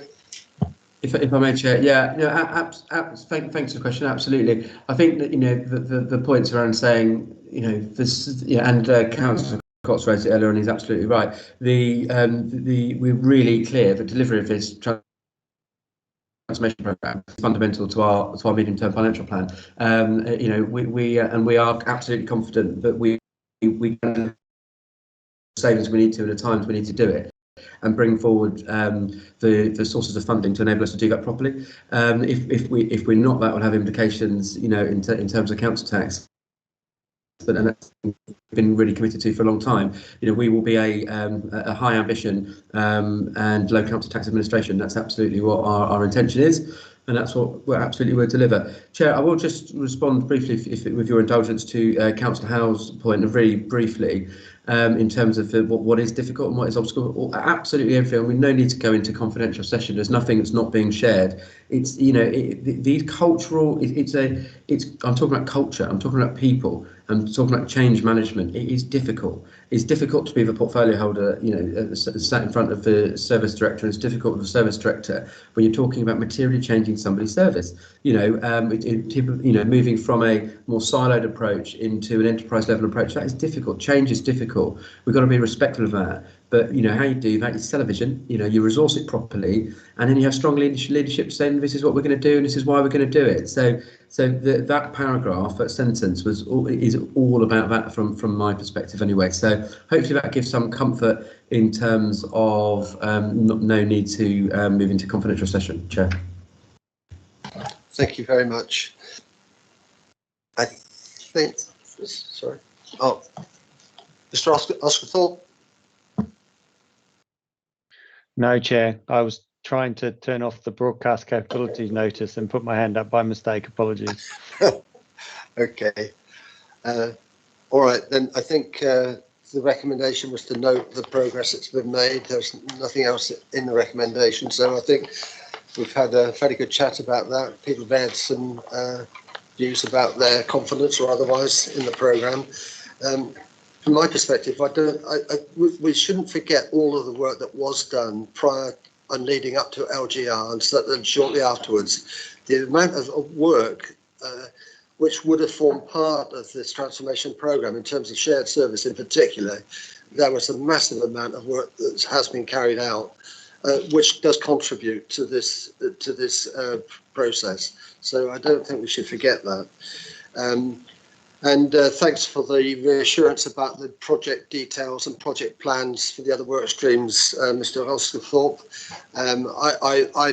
I don't feel the need to look at them, provided we are having a top-level plan of your assurance that all that work is going on beneath it. I do have one little question. I hope you don't mind me asking about the programme plan. There are some milestone points on the overall programme management chart, and I didn't really understand what those little milestones indicators were. It's a little, there was an explanation, I can hardly read it, but do you see what I mean? On the project management bars all the way along, there's a lot of milestone points. Could you just tell me what those indicate? Sorry, Mr. Oscarthorpe, sorry to hit you with a bit of detail like that, but do you mean the triangles? Yeah, the triangles. Yeah, they tend to be milestones normally in a chart like this. Yeah. So and I apologize. This is my recollection. Those are the strategic partnering board dates where the leader and the chief executive and I meet with the strategic implementation partner and review the progress of the program and the relationship. Okay. Are those meetings minuted? No, they're not. Okay. There are actions and decisions taken, but there are not complete minutes taken in those meetings. Okay. Thank you very much. All right, then I think we'll close this discussion down, then, members, and we'll move on to the next paper, which is the Smart Places Programme Futures Fund, funding of a gigabyte fibre and smart places placed resources. Leader. Thank you very much. Thank you very much, Chair. Hopefully, really exciting paper. So, just to recap, it's £5.8 million investment, which we're looking to fund through the Futures Fund. So, the first material piece coming forward on the Futures Fund. Remind us, what that Futures Fund is supporting. It's a big plan. The ambition for the world-class city region. One of the 5 building blocks of that, in the centre of that, was infrastructure. We talk in there about embracing, what smart city is, and a smart city is one that has, excellent digital connectivity. This specifically investment is around our internal use and our internal network. It does give us a myriad of other opportunities off the back of that to support the wider piece in conjunction with partners who are coming in and providing significant investment into fibre infrastructure as well. I think one of the key points to raise about this paper is about the opportunity to do this alongside our transforming cities fund work. It's not specifically in my paper, so I might get the detail slightly wrong, but it's of the region of half, 40% cheaper for us to be putting out this ducting in alongside the transforming travel work that we're doing. So it's great to be getting on doing this at the same time as that work. You'll also note in the paper there's significant cost savings. I intimated about our internal network and our internal connectivity costs that this will significantly move forward. I'm joined here as well by we've got Chris Shepherd and Adrian Howe, so who will be able to add any further detail to this. Thanks, Chris. And if anybody, Chris, if you want to come in now and put anything else to that opening, please do. If not, we'd both be very happy to take any questions. Good afternoon, Chris. Did you want to come in and say anything before we open the debate? Nothing further than me, Chair, although just to say I might keep my camera off, it's okay with you, the irony of not having great broadband in bad weather. So another reason to fix the fibre. Okay, thank you, Chris. Okay, so members. Councillor Earl, thank you. Thank you, Chair. I really like the move towards, decent digital connectivity, particularly when it's going to lead to that sort of streamlining, efficiency of services, but also the creativity that comes with it when you do have that ability to use faster internet speeds. But I also have a couple of questions and concerns. Mainly because this is sort of a capital cost paid for through borrowing. I think we have to accept that there are a few assumptions that is a good use of money. And that really leads me to two questions. So the first one is in paragraph 11, it says, unfortunately, the provision of ducting and fibre was not included within the final funding awarded by DfT. My question is, what reason did the Department for Transport give for not including that in the funding? And off the back of that as well is this concern that this is really like an urgent decision that needs to be made, when if it was part of that bid, then it shouldn't have been so urgent. It should have been something we sort of talked about a good sort of 6 months ago, as we got the result of the TCF and realised that it wasn't going to be included in that. The final question I have is really around technology, and obviously, technology moves at an incredible pace. I think fibre still plays a part in our internet networks, particularly in households. But when it comes to commercial investment, a lot of businesses are going to be relying on much faster internet speeds than even gigabit fibre can provide. Like, 5G should have a capability of 10 gigabit per second, whereas fibre usually sticks around 1. So I just wanted to ask, how can we be sure that this is always going to be needed when we're taking such a huge amount of money being borrowed to then invest in something that could be obsolete within 5 to 10 years? Thanks. Thank you, Leader. Thank you. I'll obviously bring our colleagues up to some of the more technical points. But the report, I think, is also clear in the fact that it says with the internal savings, there's a break-even point here of 6 years. So I understand it's been borrowed for, but in terms of cost saving, the break-even in year 6. Councillor is absolutely right in terms of creativity, and what it brings from having that network. There's a myriad of examples across the world of those parts of the world that have are leading in terms of their connectivity and what that actually then brings to the economy, brings to the people, allows people to come and deliver effectively over the back of. And we need to be a place that is delivering that type of connectivity and modern future working effectively. One of the things that I think is really important about the Futures Fund is about, and sort of a premise behind it, is to not say wait and see, well, where can we get money to do something? It's saying, no, we need awesome connectivity, and let's go and make it happen effectively. And let's be at the front of it. So I'm pleased we're able to do that. There might be a more detailed or better answer, Councillor Earl, regarding your specific point around the transforming travel funding, but there wasn't a funding source to do this. Okay, we'd have needed a specific business case, you know, to be able to bring this investment forward, you know, in terms of what we're adding to it here. And transforming travel is never about you know, building a fibre network around the place. So now that we actually, you know, we are able to come off the back of this and say it is significantly cheaper to do this alongside the transforming travel work, and there's a funding source to do it because we put a futures fund in. Last point on the futures fund, yeah, you're absolutely right. Again, you know, it is a significant investment, 5.8 million. It is, you know, PWLB over 50 years.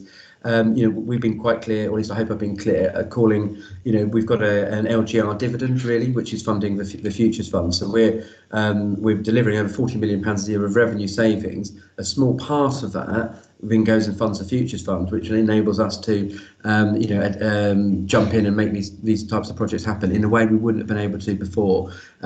Your point around, you know, the technical, the speed in comparison to 5G, you know, I don't profess at any point that that's my area of expertise. So I'm very happy to defer to, I don't know if it's Chris or Adrian, but Chris. Oh, Chris has got his hand up. Thanks. Is it okay if I come in, Chair? Yeah, thank you. Thanks. Just a couple of points. Leader answered the question about the Transforming Travel Fund. Yeah, as I would, you know, in terms of DST's priorities around funding was around transforming travel and not around fibre. So whilst we tried, we weren't successful on that occasion with that, but now we've been able to obviously do it ourselves, which is great. With regards to the fibre, you know, there's a huge amount of investment going into fibre worldwide, you know, backed by companies like Goldman Sachs and others, in terms of the to the premise fibre for residents like you and me to have access to that. This is slightly different in terms of what we're doing here, but nonetheless the point is made to try and illustrate how fibre isn't going to be obsolete in 5 minutes. It is the sort of the technology that we need for the future and will underpin things like 5G. 5G won't work without the fibre going to it. So you know, it is going to be there for the foreseeable. And of course, should it need to be upgraded in any case, you know, that could also be done, subject to that being needed to be done. So hopefully that answers the question. Councillor Earl, you okay? Yes, that's Anybody great. else, members? Councillor Cox, thank you. Thank you. I have similar concerns to Councillor Earl in terms of we're spending £6 million a bit, or nearly £6 million on what appears to be yesterday's technology. But I have a serious concern about this so-called 6-year payback, which to me seems like a nonsense. If you look at table 2, you can quite clearly see there that actually for a start it's over 54 years. What technology assessment is done over 54 years? If you can remember what technology you were using 54 years ago, you're a better person than I am, because I can't remember, but it was pretty obsolete compared to today's technology. So this will be obsolete in 10 years, never mind 54 years. And if you look at that table, it clearly shows a loss position, and it shows that without being subsidised by this futures fund, then it's making a loss of £4 million. So how on earth you get a 6-year payback? I have no idea. And it's you know, it just seems like a nonsense to me that we're putting money aside into a futures fund and then kind of ignoring it and then spending it as willy-nilly as we feel appropriate, without any proper assessments as to whether this is a good thing or a bad thing. If this was such a good thing, why is private sector not getting involved? You mentioned Goldman Sachs. If they're so into fibre, and why don't they come on board and do it with us? Now, I'm all for taking advantage if you're digging up a road to put more stuff in the ground. That's logical. But what you seem to be doing here is spending money for the sake of it because it sounds good, and then committing to dig up the rest of the roads to complete the project. And I'm sure residents won't be terribly pleased about you digging up the rest of the roads. Leader, I mean, there's some pretty substantial questions there. I mean, in terms of the accuracy of the financial appraisal there, that's being brought into question. And probably not a bad question either, that why aren't the private sector providing this? Why does the council want to do this themselves? Yeah, thanks. And again, I'll start, Chair, and then I'm sure Chris Shepherd will come in. There's a couple of points to be making here. The private sector are involved, and they're massively, at a much bigger scale than we are, delivering fibre. 60, 80 million, in that region, in investment announced recently. This is an opportunity to do the fibre specifically, and you can see in the report specifically where we're doing it. But then we can then utilise that, and then there will be a myriad of other benefits, potential benefits, in terms of the.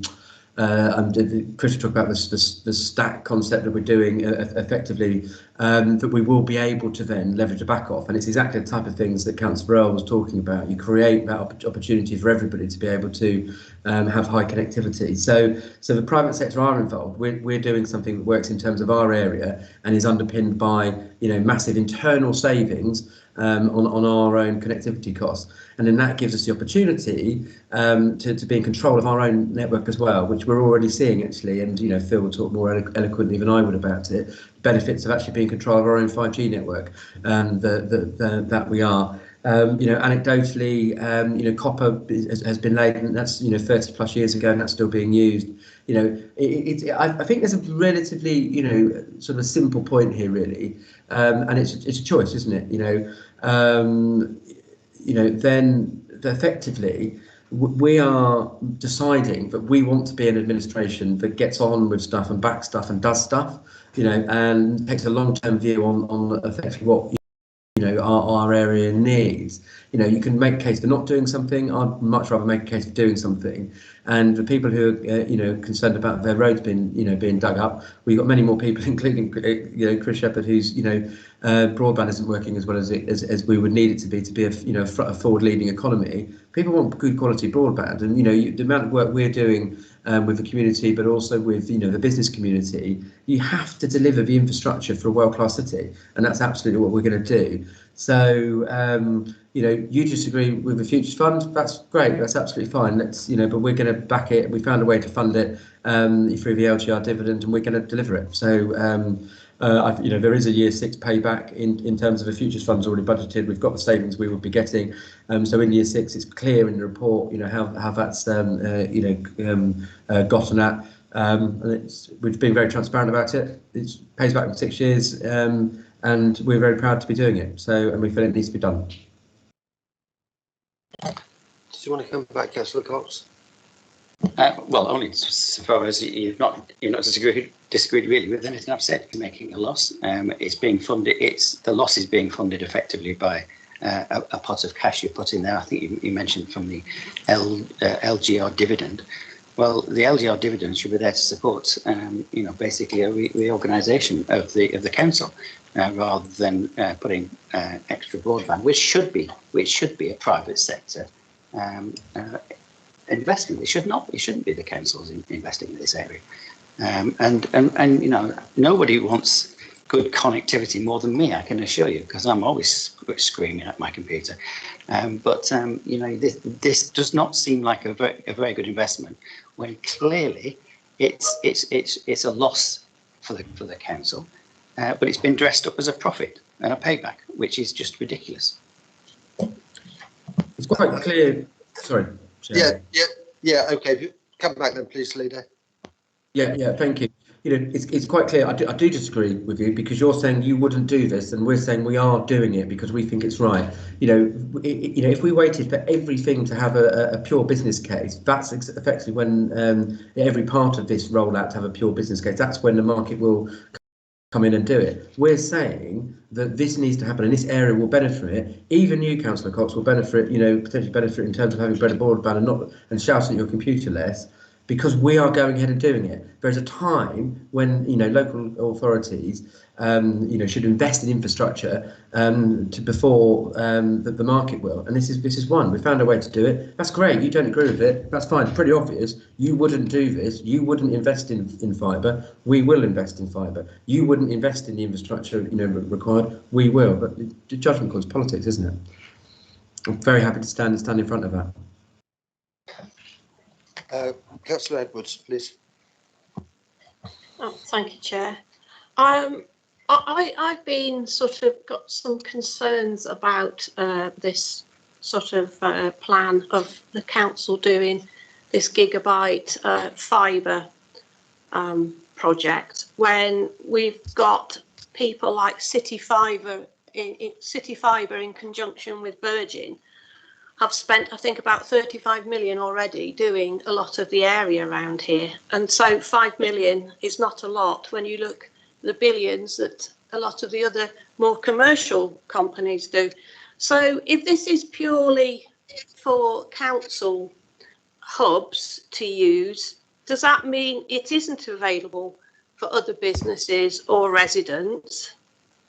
And if it is going to go down the transforming travel works, for example, in my ward, White Leg Way, which is mentioned, that's virtually finished. So we don't really want to be digging it up again.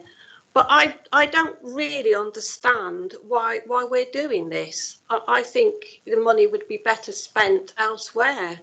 And as more and more of these companies do this fibre works, I would say that the costs to people will be coming down.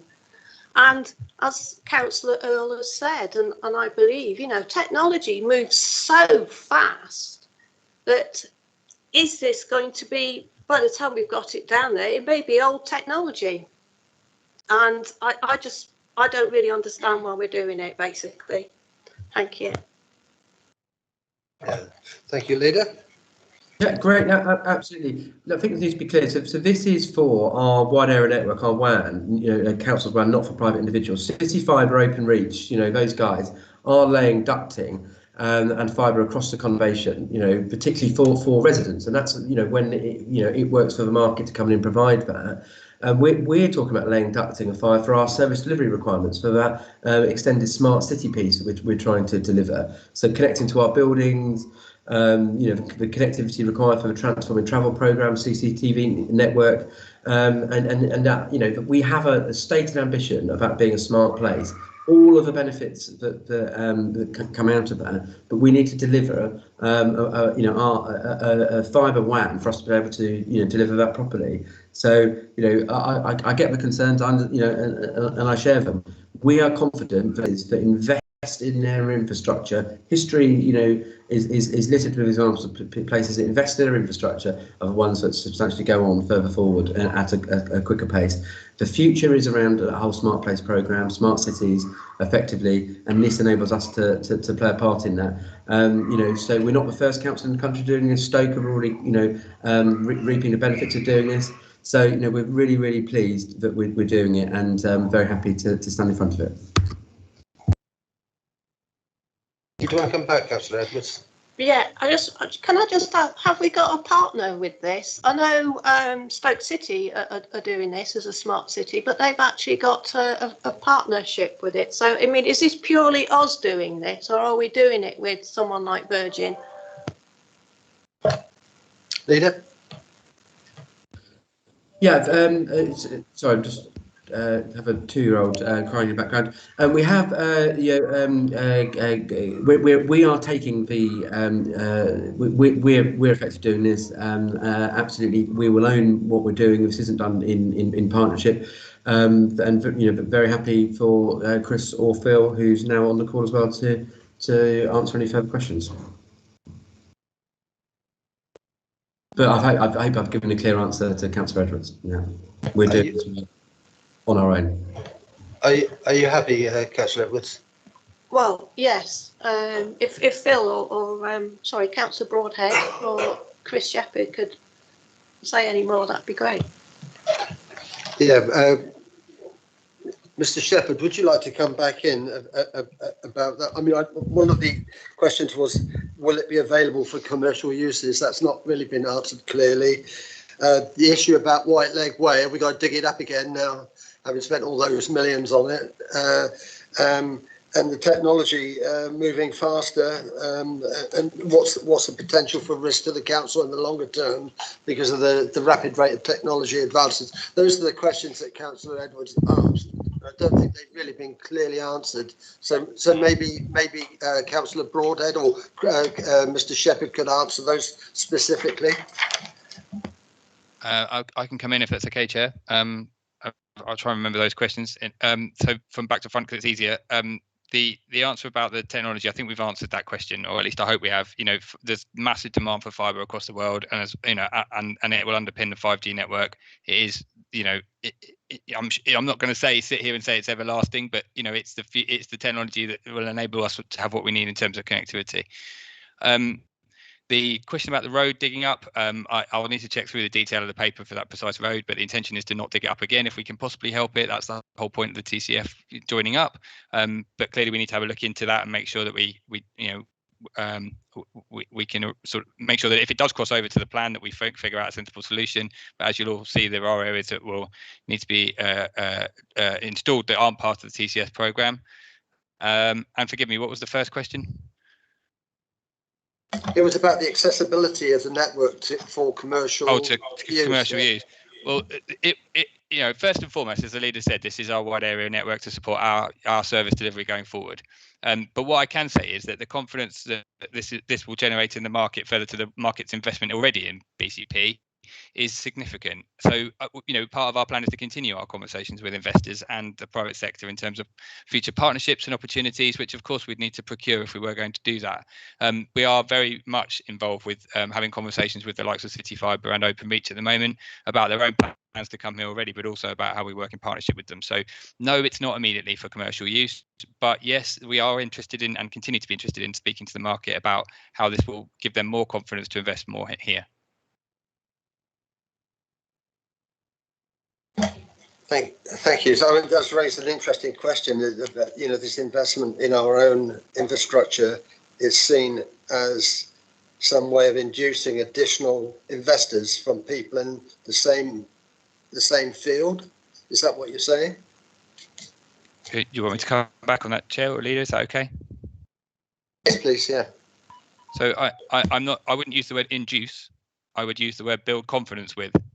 You know, this is about us investing in our WAN, and that investment in our infrastructure, as the leader's already said, produces business confidence in all sorts of business ways, not just from businesses in the same industry. Thank you. Councillor Edwards wants to come back again. Yes, can I just ask if this is mainly for the council's use? So how is that going to work then with staff that will continue to work from home? Will they have access to this fibre? Or are they going to have to do like poor Chris there, can't put his camera on because his connectivity is not very good? So is it just for our hubs? Is it just for our offices? Or will it be available for our people that will continue to work from home? Mr. Shepherd? Thank you, Chair. It will be for the buildings, and as it's clearly articulated in the paper. So unfortunately for you guys, you'll have to see my photo mug from now on until the broadband improves, rather than my actual pretty face. I don't think we'll have a debate on that one. Thank you, Chris. Probably good not to, I should think. Right, Councillor Evans, you finished there? Okay, thanks. I've got okay, Councillor Slade. Thank you. Thank you. I'm really glad this conversation's happened, because it's made me realise what this paper was about, which is different to what I thought it was about, and I'm actually more concerned now than I was at the beginning, because as Councillor Edwards has just got clarity on, this is for our hubs. We haven't actually made a decision about where the hubs are going to be, because that's part of transformation. So it feels like we're making a decision to spend millions of pounds on places that may or may not have a hub going forward, and unless I've been kept out the loop, I don't think that decision has been made. I'm slightly concerned about why it is that we agreed to give City Fibre access to our whole of our 3 towns, and yet we didn't make it part of the deal that they support this. So I'm struggling to understand why it is that the residents are having to have their streets dug up, which they haven't asked for and they may not want to access, and yet there's very streets that those residents live on that have hubs, that we're not actually doing this piece of work, that we're going to potentially be digging them up again to get access to these 18 locations, which may or may not be needed, which is part of a transformation programme, but this isn't part of the transformation budget. So I'm struggling a little bit to understand why it is that this isn't part of transformation if this is about the council, and why it is that we haven't negotiated with City Fibre that if they wanted access to all of our streets, that this was part of the price that they paid, or whether was this sort of something that came along afterwards. And I completely agree. We need a commercial partner for this. This isn't our core bread and butter. We're a council. We provide social services and collect the bins. I'm really not sure this is something which should be the proviso of a unitary council. I'm wondering whether Councillor Broadhead might be able to convince me otherwise. So Councillor Broadhead's been invited to answer this one. Is that all right with you, Leader? Please do, Chair. It's Councillor Broadhead's name on the paper. Thank you. Yes, thank you, Chair, and sorry for the confusion. I wasn't invited today, so I've logged on to hopefully bring some clarity for this. Look, it's a complicated world, this digital connectivity, but I think one of the things that's really important for us to know here is that there's lots of different players in the market. Anybody can, and anybody's home currently will have lots of different providers providing access to it. So that's not new. I don't think it's quite as simple as Councillor Slade would make out in terms of saying to people like City Fibre, all right, give us some connectivity free to our premises and we'll let you connect all of the houses up in the BCP area, because that's just not within our remit. We don't have that ultimate power over the streets, particularly on this kind of infrastructure piece, because anybody can enter this market. What I think is really important to remember with this is that look, this is potentially a phased process. So phase one, we have the ability now, while we're putting in the Transforming Cities network at a much cheaper rate, to put down fibre optic, which is very much future proof. This is not a kind of it'll be out of date in the near future. Fibre optic cables have a tremendous capacity in the future to do it much cheaper than we could, which would then connect all of our key sites up for our own use, which then generates a saving. And it's not just about the saving that it provides immediately, it's the that we're talking about. The council's bandwidth requirements are going to go up. There's absolutely no question about that. The question is, should we carry on doing what we're currently doing, which is leasing from the private sector, and that will obviously bring an ever-increasing cost burden, because we have to currently buy our services from existing providers that we already have, or use the opportunity to, at a much reduced cost, put over half of the of this ducting in whilst we're already digging up the roads. And then not only do we have complete control over our network and therefore the ability to not pay that onward cost to the private sector, but also, as we've seen from our Smart Cities place work and the things that we've done with our 5G network, when you have your own service and your own core network, which is what this is creating, that gives a tremendous amount of opportunities for the future, not just in terms of our transformation. We've got our own closed system then, which, when you're in the public sector and you're dealing with really important personal information, having a private closed system is tremendously important. But also it could in the future give us the opportunity to commercialise the service if we wanted to in the future. So that is something that does give us an opportunity to do, to lease that network to other parts of the private sector. And as for the question about in-house resource, we have a world-beating and an award-winning Smart Place team within our local authority, widely regarded as being one of the leaders in smart place technology for any local authority. So actually, in terms of taking this programme forward, I'm really confident that these are the right guys to do it, but this will provide much more opportunities in the future, quite, aside from just connecting our current venues. Thank you, Councillor Slade. Thank you. So I'm looking at the map, and only about half of the places are connected. So if I think about this as a resident who's saying, right, I'm going to be paying, my children and my grandchildren are going to be paying for this because it's going to take 50 odd years to pay for. And yet the majority of Poole isn't covered. The majority of Christchurch isn't covered. And actually, a fair chunk of Bournemouth isn't covered either. So how is this good value for the average resident who is being disrupted by one lot of fibre going down their streets, but then isn't going to get the benefit of this going down to their community facilities? I understand. I totally agree. Our smart place city, our smart city people are brilliant. You know, they are fab, and there's some great stuff going on. But I just really struggle to see whether this should be a priority and urgent item for the council to be dealing with. When, as we'll see from the MTFP, we've got a £25 million hole in the budget next year. And we're proposing to spend £5.5 million on something in parallel to a project being done by a private organisation that's already going up every street. It just feels like ownership for the sake of ownership, rather than this being a sensible way of saying to City Fibre or somebody else, guys, you're already here. How can we work to do something collectively while you're already in the space? Particularly as you haven't yet done the work in most of Poole or in most of Christchurch. And if it's in Bournemouth, you're looking at doing it a second time anyway. So I hear some of what you're saying. I hear all of what you're saying, but I don't necessarily agree with a lot of it. Thank you, Councillor Slade.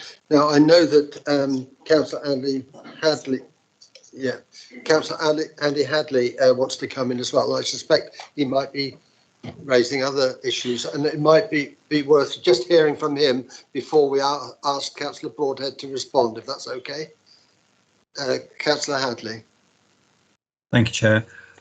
Yes, I mean, some of what I was going to say has been covered by others, and it is really around that this was part of the original TCF plan, and it's taken us a year to work out that it's an urgent decision, which is a bit worrying. But also the 54-year life for a technical project. I'd normally work on a 5 or 7 year lifetime for IT projects, including networking, because you're into renewal and replacement of the kit.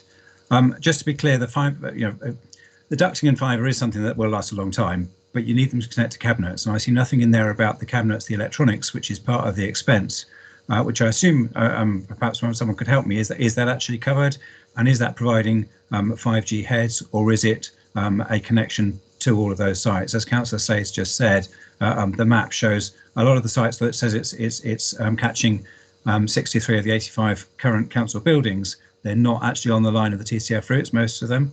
So there's further work to actually connect them in, whether that's via City Fibre or via BT Openreach or via another provider connecting our network to their network. It seems a right mess to me.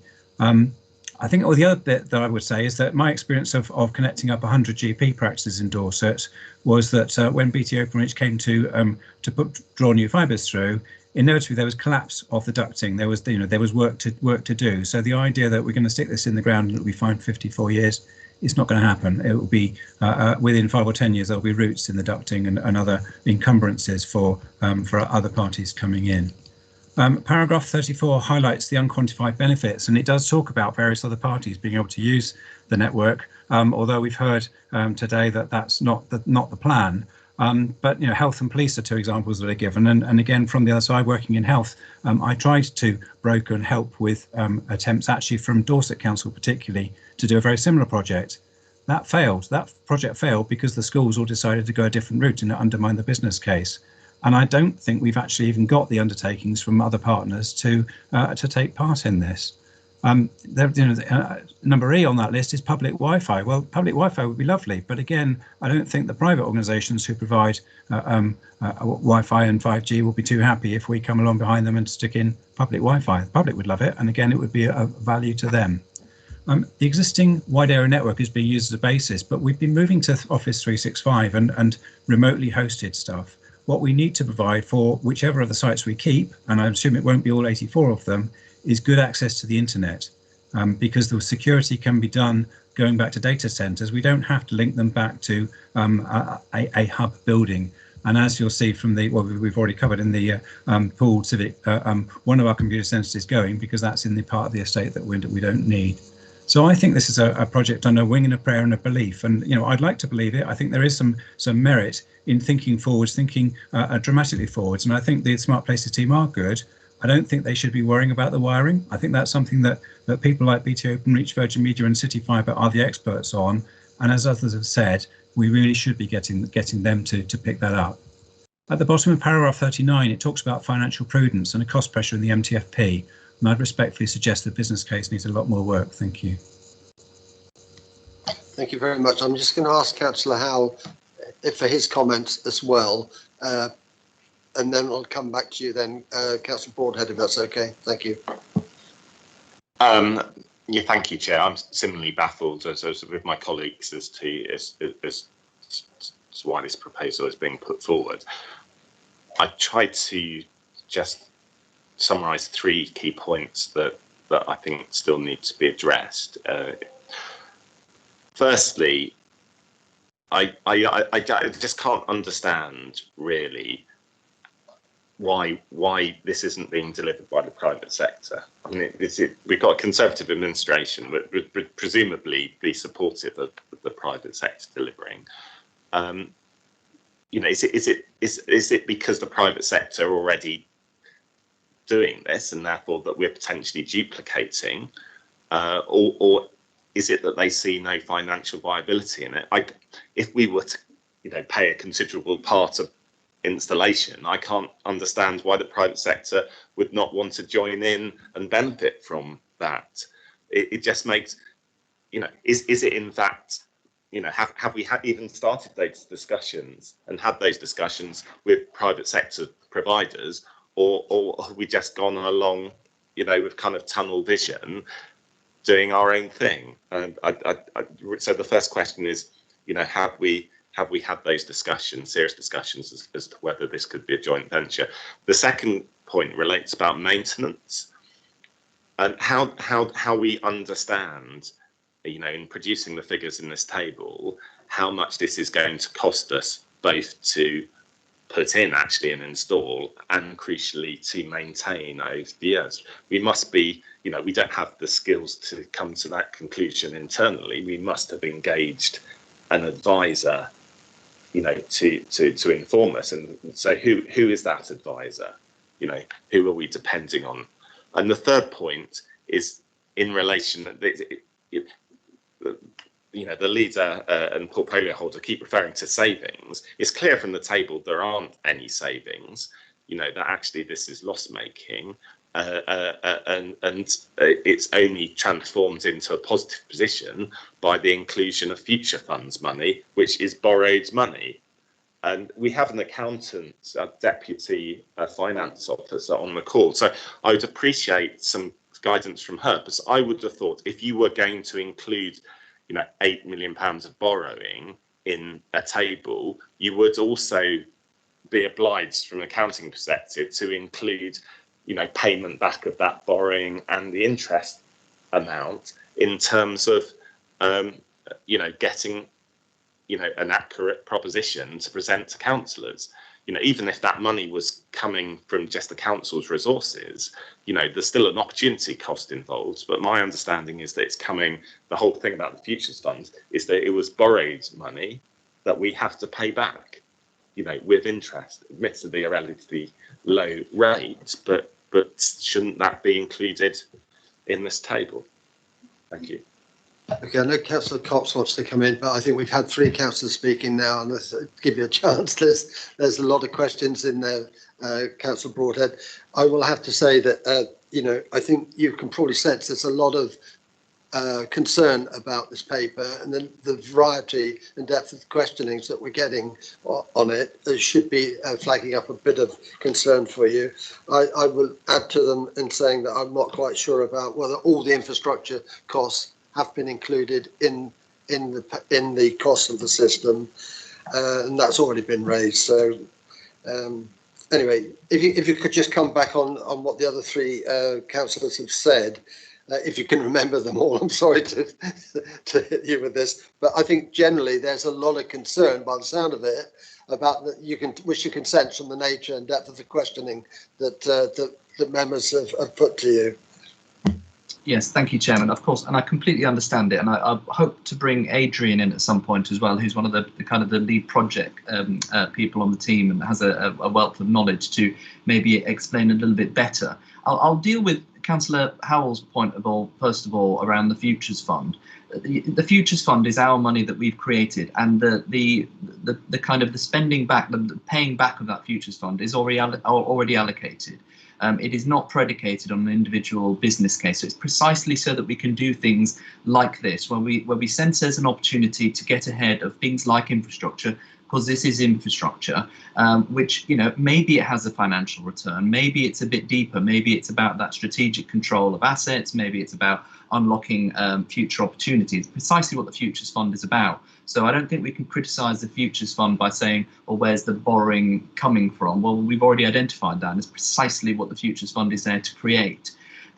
Councillor Slade talks about how would I stand in front of somebody and say, well, how is this good value? Under what version of reality is this good value? Well, the first one is really clear. If we do nothing, we continue leasing lines from the private sector, which costs money. So immediately, not, you know, quite aside from that whole other bit, which is actually the drive of this from the Smart Cities and Smart Places team, was about having that strategic control of our own core network, because this is the core network that would cover, you know, a large area, and then we can move onwards in other phases if we want to. So it's a kind of skeleton that you put in place. So quite aside from the kind of what, if you spent a lot of time with the Smart Places team, they will tell you about phase 2, phase 3, phase 4, all of the other benefits that can come and arise from having that core network in place.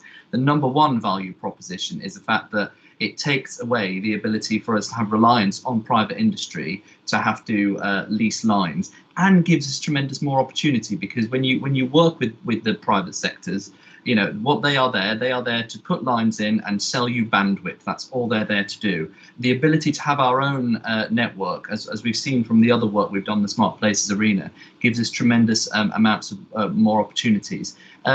Councillor Hadley talked about it's not the plan to work with other people. Well, it is. You know, this is phase 1. The whole point of this is, I kind of reiterate what I'd said at the beginning. We have an opportunity at the moment at a reduced cost, while the Transforming Cities network are digging up the roads, to put down a core network which gives us a basis to build on the future, which we own and we have strategic control over.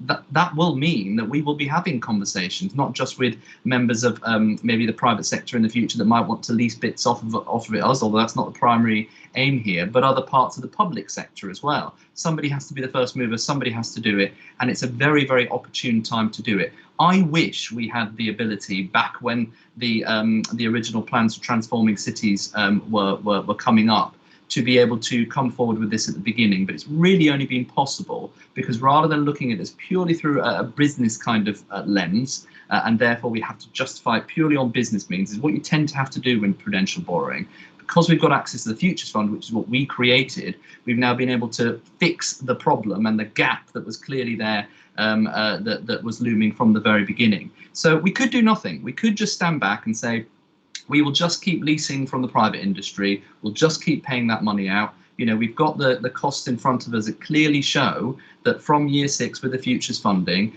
this is, you know, cost neutral. And that's quite aside from what all of the other phases could do in the future.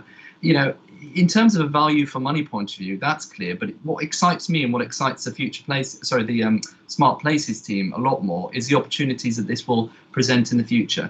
I think, Chairman, it would be really interesting if Adrian has anything further to add on some of the more technical questions. I think that would be very useful. Adrian and I have spent with the leader hours and hours and hours and hours talking about all of this kind of stuff. And most of it kind of goes in that side and goes out the other side with the technical stuff. So I'm very confident in Adrian and this team, but he may wish to add a little bit more. Yeah. Can I, before you come in, if you could also cover in whatever you're going to say, whether this is just the first step in creating this network, or will there be other costs added at a later date when the next part of the program is implemented? For example, all the infrastructure in all the buildings and all the cabinets that will be required to knit this network together. Because it sounds to me as if it is about laying the cables in and laying the conduits in, and that's it, and that there's more to come later. If you could clarify that, that would be helpful. Thank you. Okay, a few points, and just to echo what Councillor Broadhead has said, the whole basis of our Smart Place programme is around trying to deliver future services, and to reduce significant costs on the council. We recognise that the biggest barrier to the Smart Place programme is not going to be the technology, it is actually the costs. And one thing we've done in this paper, because it's an invest to save paper, we haven't actually monetised the future cost savings. They are vast, and they are going to be going up exponentially in the future. So I've estimated £9 million, which is not accounted for within the paper because it's not part of the invest to save element. You can't do that for invest and save purposes. But it's probably going to be considerably more than £9 million. And that's what the Future Fund is about. So I just wanted to say, we have this massive ambition within the Smart Place programme. We cannot do what we need to do in our programme or for the transformation programme unless we've got the proper infrastructure in place, and most importantly, that it's affordable. So that's fundamental to what we're trying to do. In terms of a number of the questions, have we engaged with industry? We've done a lot of early market engagement with industry. We are meeting with various companies who have sort of piggybacked on some of the presentations that we've been doing. A number of companies are really interested in helping us out. So when it comes to installation, we will probably be looking at what they call code operators to help us out. And just to be clear, whilst we're installing our own ducting for WAN purposes, that doesn't exclude other commercial operators installing at the same time. Our costs that we've included within the paper allow for us installing on our own, but as code operators, they can quite legitimately ask to install the ducting at the same time. That will help us to reduce our own costs. So the costs that you see in the paper are the most expensive costs based on us doing it alone. But if City Fibre or another commercial operator came in and said they wanted to install at the same time, that's absolutely fine, and that will help us to reduce the installation costs. And so we have engaged with industry. There is the option of still doing joint installation if we need it. And in terms of infrastructure, the costs, what we want to do is do enough that gets what we call the infrastructure, the passive infrastructure, the fibre and the ducting in the ground. And that will then be enough. What we then have to do afterwards is do what we currently do, is find an operator who will maintain and operate that network. So it's no different in many respects to our current WAN model, except for the fact that what we're doing is taking away the expensive lease costs. And to give you an idea for us as a Smart Place team and where we could be going in the future, to just lease 3 kilometres of fibre, and these are just 5 pairs of fibre, we are putting in 96 core fibre, that costs us £17,000 a year for 3 kilometres. So if we want to sort of like do all the wonderful things, and we heard earlier about wanting to do things around adult social care and bin emptying, we can put IoT devices into bins. We can drastically reduce the cost of bin emptying and waste management. We can help people in their own homes through this technology. We will not be able to do any of that unless it's affordable. So fundamentally, at the core of what we're trying to do is to make this affordable so that we can accelerate our Smart Place ambitions. And like I say, we've got maintenance costs allocated within the costings, about £50,000 a year, and based on our conversations, that should be more than sufficient. Thank you.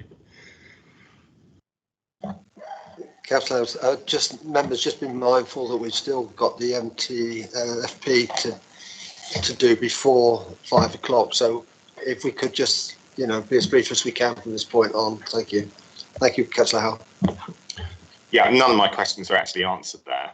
So but there's some implications there.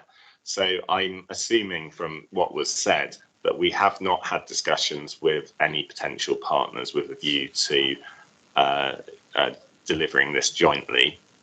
I'm assuming that we have not engaged a professional, advisor to actually come to the figures in terms of installation costs and maintenance. But the third point, which I asked, I'd very much like to hear from the finance officer as to whether we're being presented with a reasonable, interpretation of costs, profit and loss, etc. in this table that in table 2. because, as I said, I would expect that because we are borrowing the futures money, then it should be included in this table the cost of repaying that money in interest, if it's going to be presented in a proper, like, accountant's way. And so could we ask the Deputy Finance Officer to comment on that? Certainly, yeah. Sorry, I didn't get your name. Finance Officer, sorry. Nicola. Yeah, Nicola Webb. Yes, Nicola. Nicola Webb here. Yeah, Assistant Chief Thank Finance you, Officer. Nicola. Yeah, Councillor Howell, there is an appendix there that does show how the borrowing costs factor into the figures. So they don't show in the body of the report, but they are included in the appendix. Appendix 3, I think it is. Okay, so I'll have a quick look at that. But it is correct that money has to be repaid, that futures fund, and it will be repaid with interest.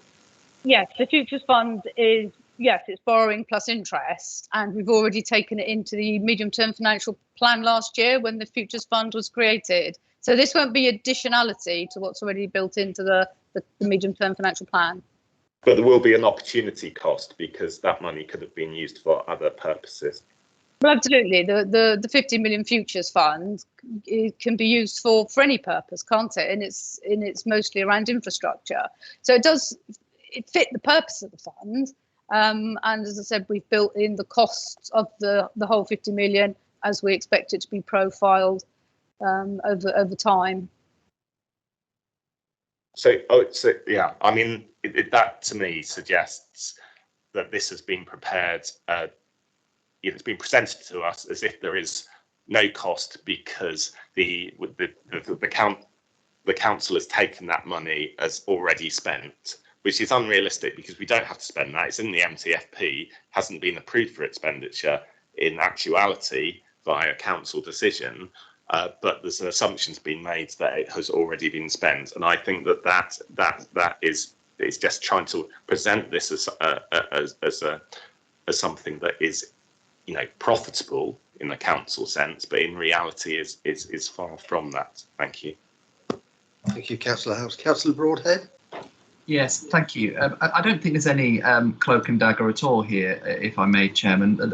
We've always been open and honest that the Futures Fund is money that we have already allocated in the MTFP that we are going to pay back, and we've already allocated how we're going to do it. And therefore, we can now use it as we see fit for our priorities, particularly around infrastructure.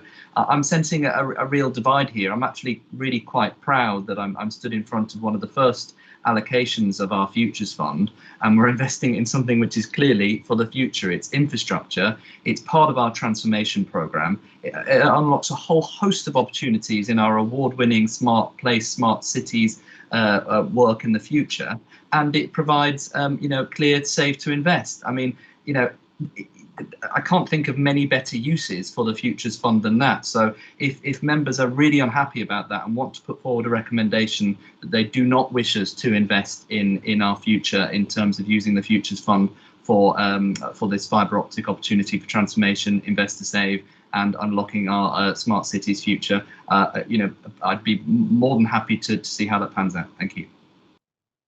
Thank you, Councillor Broadhead. I wouldn't want to preempt any recommendations, but I think it's actually more about uncertainty about what's in the paper and the lack of clarity in it. I don't think anyone would argue that we want our conurbation to be the most modern that it can be for what and I just sense a nervousness about the way it's funded. And I, for one, don't necessarily, and please excuse my that I don't understand this, but I don't really understand how an LGR dividend then translates into a futures fund, which is already borrowed, is already accounted for in the MTFP, and then we've got another project which then is somehow borrowed against money that's already paid for and allowed for. I'm sorry, but about my lack of understanding on this, but maybe you could help with that. Councillor Cox is indicating as well. I know that Councillor Mellor wants to come back in as well. So before I ask Councillor Cox to speak, could Councillor Mellor come back in? Thank you. Yeah, I'll be brief, Chair. Just responding to your point around the effectively LGR dividend. 40 million pounds of revenue savings, and we're investing a small portion in that to give us capital capacity capability. If we were doing clean, traditional business cases, then that wouldn't allow you to invest in infrastructure, because often, you've got to go first. Often things don't add up, but it's worth doing because of what that will deliver, what that infrastructure will deliver off the back of it. So really, so on that, I think it is clear, and I hope that's understandable.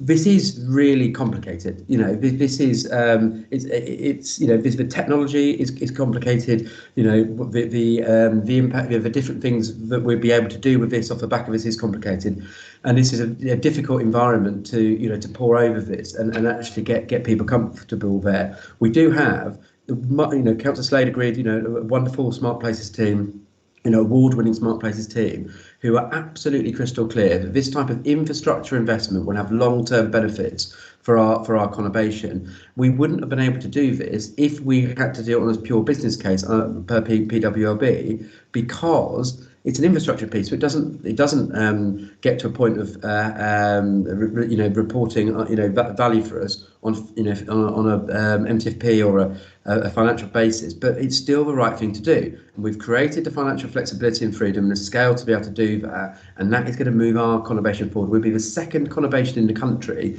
to do this effectively, so we'll be leading. And the sort of signals that gives, and Chris Shepherd said it earlier, for things like inward investment, confidence in the other market to come and invest here across the board. That's the type of council we want to be, and we're moving towards being. But apologies, that was a bit of a longer answer than I intended to give, Chair. But I hope specifically the first part of that around the LGR dividend, the fact that Futures Fund should invest in infrastructure, and investment in infrastructure is vital to us moving forward. And you can't do it on a pure business case. And then lastly, we also heard from Adrian, there are a myriad of other potential benefits, whether they're savings or investment opportunities or revenue opportunities, potentially we could look at in the future. But this isn't predicated on any of that. We're not able to talk about some of them or how we put them forward in a pure SIPFA related MTFP business case. But we can trust the Smart Places team that this will bring a myriad of benefits and opportunities for us going forward. So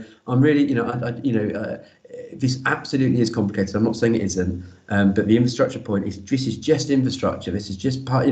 This is the waterways, the electricity, the phone lines of the past, and we are going to be one of the most connected parts of the country, for this, and also the business to business investments going in as well. So hopefully that was of some help, Chair.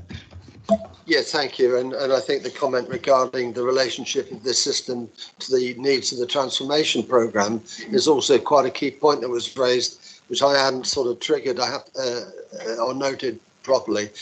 Councillor Cox. Smart city, all of that, service delivery. If we've got a network that can do this, Chair, if we are a genuinely smart city, then you've got all the data implications of generally being, and would we rather be in control of that network ourselves? There's a myriad of benefits. We've just got to have the faith to invest in the infrastructure of the future. And that's exactly the point of the Futures Fund. We can go when we know it's the right thing to do, when other people know it's the right thing to do, but don't have the money to do it. We've created the money to do it because we've put these three councils together, and it's going to save us £40 million, and that's going to put this place on the map, Chair. Thank you, Leader. Councillor Cox. Thank you, Chair.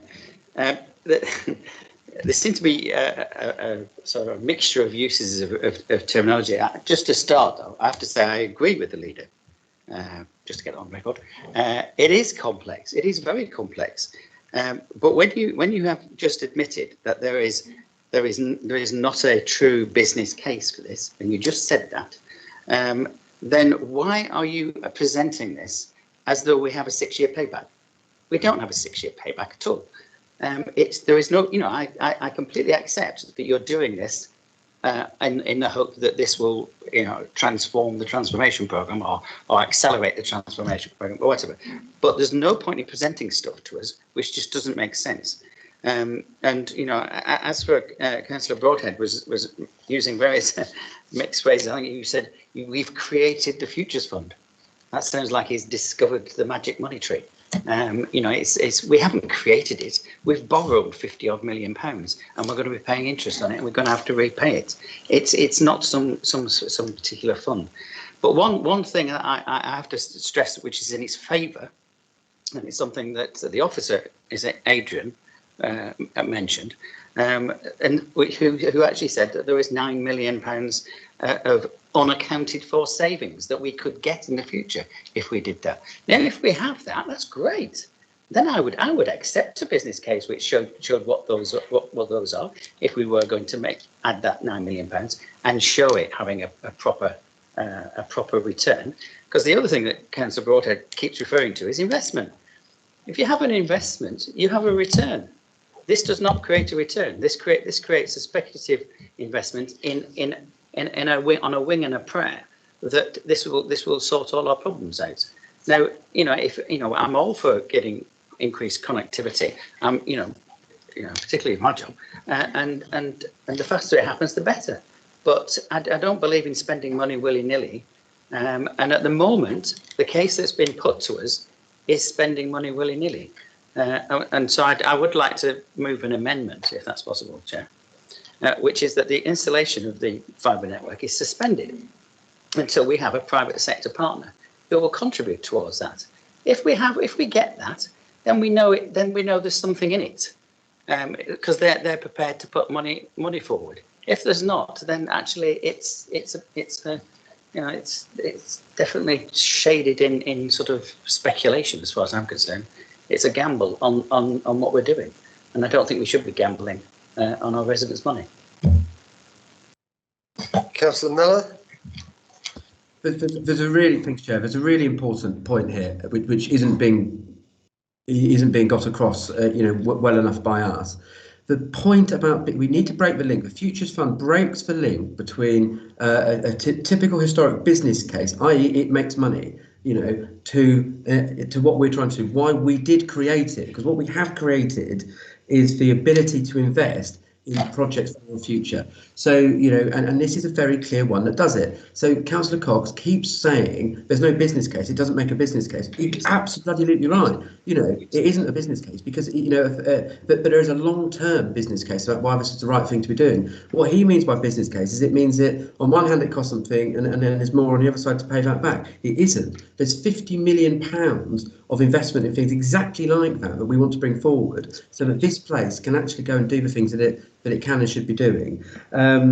You do also talk about the 6-year payback. It's really clear how we've, talked about the 6-year payback. There's also, Appendix 3 with all the full detail of the debt in it without that. So absolutely transparent. At no point have we tried to, to hide behind that today. And then also we talk about, if I had a bit of paper that said, the £9 million of investment or savings were there. Well, you've got your officers, your award-winning officer team who stood in front of you and said, this is brilliant. This is exactly what we need to do. It's groundbreaking. It's going to be leading. And you're still throwing your hands up and going, oh, I wouldn't do it. Fine. We don't need a private sector partner at this stage to know investing in this infrastructure is exactly what we need to do. And when we've created that, then our partnership opportunities are there. But it'd be on a network that we are in control of. I see Councillor Broadhead's got his hand up, Chair. But the really important point here is around this, breaking the link between traditional business cases and infrastructure investment. Do we want to be somewhere that invests in our infrastructure? Absolutely. Okay, I think I've got the message now. This is a new road, it's a new drain, it's a new underground electricity cable, it's a new network. Yeah, I get that. Right, Councillor Howell. And then after that, Councillor Fear. Again, we're coming up. We're not going to have time to do the MTFP before 5 o'clock by the looks of it. But Councillor House, thank you. Thank you, Chair. I can understand the logic of the leader in saying that the borrowing constraints of PWLB are very tight, and there might be some projects that are worth investing in, and by setting up the Futures Fund, he's able to invest in those projects that wouldn't otherwise be fundable. I think that's basically what what he's saying is the purpose of the Futures Fund. But, you know, that doesn't mean that we should just license officers to go off and make investments without any proper scrutiny. And the leader talked about, oh, you know, the fact there's no piece of paper, that doesn't, you know, you should just trust the officers. There is a halfway house here where the administration can come forward and say, actually, you know, strictly speaking, this wouldn't be fundable, you know, directly through PWLP, whatever. But these are the reasons here why we're pushing using the Futures Fund, and this is why where we anticipate to get £9 million worth of savings. You know, that's, you know, why can't we see that piece of paper that you have presumably seen, which lists those potential savings? At least I hope that piece of paper exists. If it doesn't exist and you're just trusting the officers on the basis of conversations, that would be very worrying. You know, you know, it seems to me that this has just got completely out of control internally, and it needs a rethink. So I'd like to propose a recommendation. Before you do that, we already have one, yeah, okay, which we've got to seek a seconder for yet. And vote on that one first, Chair, before we vote on the second one. Thank you. All right. I'm just going to take a step back and ask if we have a seconder for Councillor Cox's proposal. I think what you're proposing is an additional recommendation that says to suspend the programme until a private sector member has been a partner. We have one. So do we have a seconder for that recommendation? Okay, Councillor Slade will second that. Does anybody want any discussion on that? No, in that case, we'll go for the vote. Those in favour of the amendment? Oh.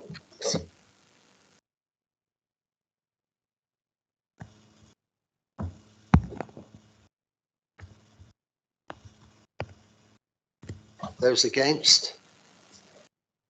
1, 2, 3, 4, 5, 6. Okay, so that's not carried, and we have a member that's not here, but would have made no difference to the outcome of the vote. Okay, so having it's now for Councillor Howell to make his suggested. Yes, I mean, I don't fully expect this to fail, but I feel very strongly that that I should say this, that the committee does not have confidence that the scheme is viable and value for money, and would request that Cabinet defer a decision until information as to the full expected savings that have been referred to in committee are detailed for us to see.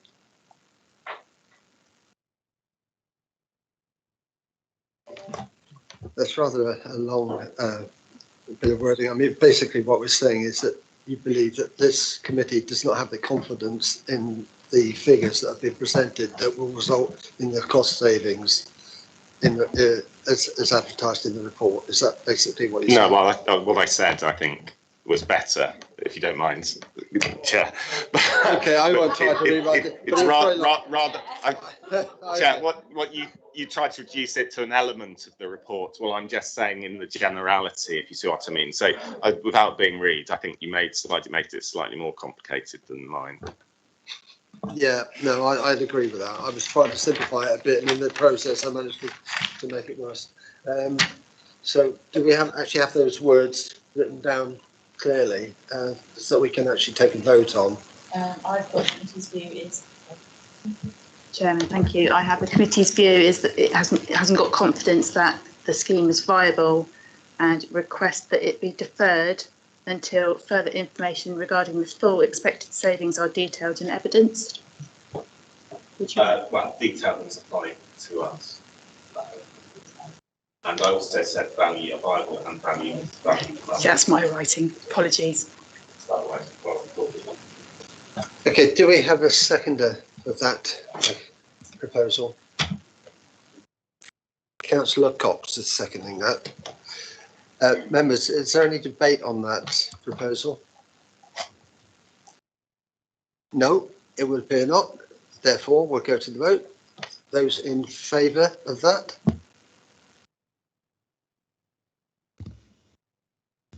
Those against?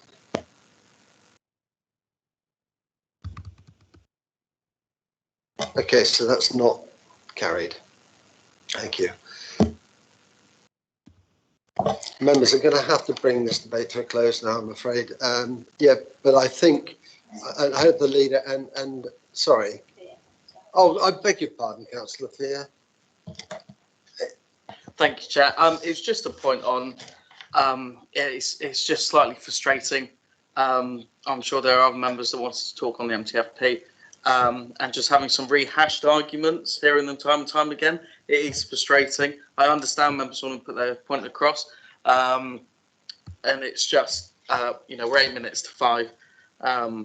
It is just a bit frustrating when we're just hearing the same arguments time and time again. On the paper itself, though, overall, I see there's a lot of positive movement on this, and we are in the new normal.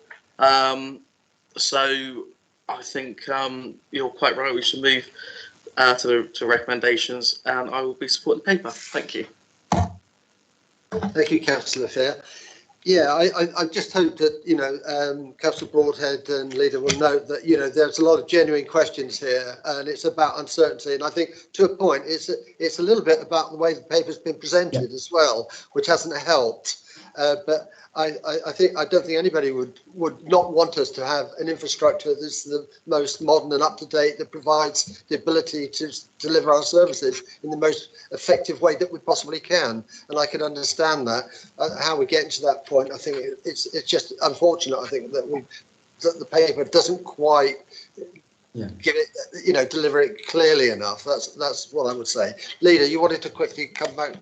Just super quickly, Chair, to say that, you know, I understand that and I agree with you, and we need, let's look at different ways that we can actually, you know, land this. I know some of the conversations about all member seminars have been, they're not in public, but I think it's probably an example of some sort of session that would have been really useful here, where, you know, when we didn't have a time limit, it wasn't other pressures, where we could have explored it and then still brought the paper in public, but with an opportunity for more people to spend more time with the technical, you know, technological experts here. So I'm really genuinely very happy. I completely agree with you. This has been a difficult environment to try and get this message that we believe really passionately across. And I'd be very happy to work with you and other members going forward, and indeed on this paper, even after the decision to some extent. But, you know, we want to bring this forward collaboratively, and this has been a difficult environment to do it in. So, you know, please accept my apologies, and if you've got ideas about how we can improve it, I'm very happy to look at that. Thank you. Okay, Leader, thank you very much. Right, members, I mean, we've got the choice here. We could try to do the MTFP now, or we could defer it to have a break now and then defer it to this evening. I personally think I would like to. I don't know how long it's going to. I think I would like to go for it now, because, and then maybe we'll have half an hour between 5:30 and 6 o'clock. Councillor Kelsey.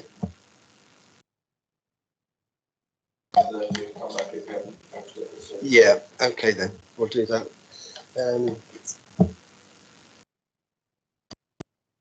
Okay. Councillor Mallet, you said you can't make 6 o'clock, presumably the financial officer will present the report, yeah? But yeah, we absolutely can do it that way, Chair. I just apologies, I've got a abundance of childcare commitment, and I won't be able to be at the 6 o'clock meeting, but I'm very happy to do it now. Your call. But okay, yeah, all right then, thanks. Let's plough on. So we're going to agenda item 7, Scrutiny of Finance related cabinet reports and the MTFP update, introduced by Leader of the Council. Thank you. Yeah, I'll be brief. I'm sure there'll be some debate on it. This is I think a challenging report in terms of it's the first time the MTFP gap has widened. We've got some significant pressures in year in and around children's services and partially adult services. So we're seeing an awful lot more challenge present themselves to in both those services, particularly children, and we're committed to funding that effectively. So the MTFP gap has gone up. We are making a strong case to government in terms of how effectively the extent of the COVID pressures that we're facing are still there. What I will say is we've got a number of mitigation strategies that we're really confident in, and by the time we get to the budget cafe, we're confident that we're moving forward very much to effectively a balanced position. If you look back at history, from a year ago, this is half of the problem we had a year ago, and we still had a positive outturn of 5 million. We're absolutely confident we can do that again this year, and very happy to have some questions. Thank you, Leader. Members. Councillor Cox, thank you. Thank you, Leader. I think you always use, Leader, as challenging. I think that's an understatement, frankly. The funding gap, as you will see, or as I prefer to call it, the revenue deficit, has gone from 7.1 million for 2 years to 31.1 million. That's a hell of a jump, and frankly shows a council out of control. I think the important thing for fellow councillors to understand is the critical assessments, critical assumptions that are in this report, and these are really important. That council tax will increase. It is assuming that council tax will increase 4.99% for next year, and then followed by 1.99%. So you can kiss goodbye to your low tax council. It also assumes 1.5% increase in the tax base and 1% after that, when the norm is 0.5%. It's assuming that cumulative transformation savings of 25 million next year and a total of 42.4 million. It's assuming that income levels are back to normal next year.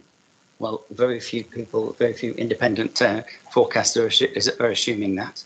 It's assuming that the pay harmonisation will be cost neutral. Well, I think you'll be, akin to it'll be a minor miracle if you achieve that. And I actually bet a lot of money that you can't. It is assuming that 2% pay award is given when the Bank of England are actually forecasting 4% inflation. I'd like to see what the people who work here would say about that. And there's no adjustments are in here for the current year, where we're forecasting 12.6% overspend.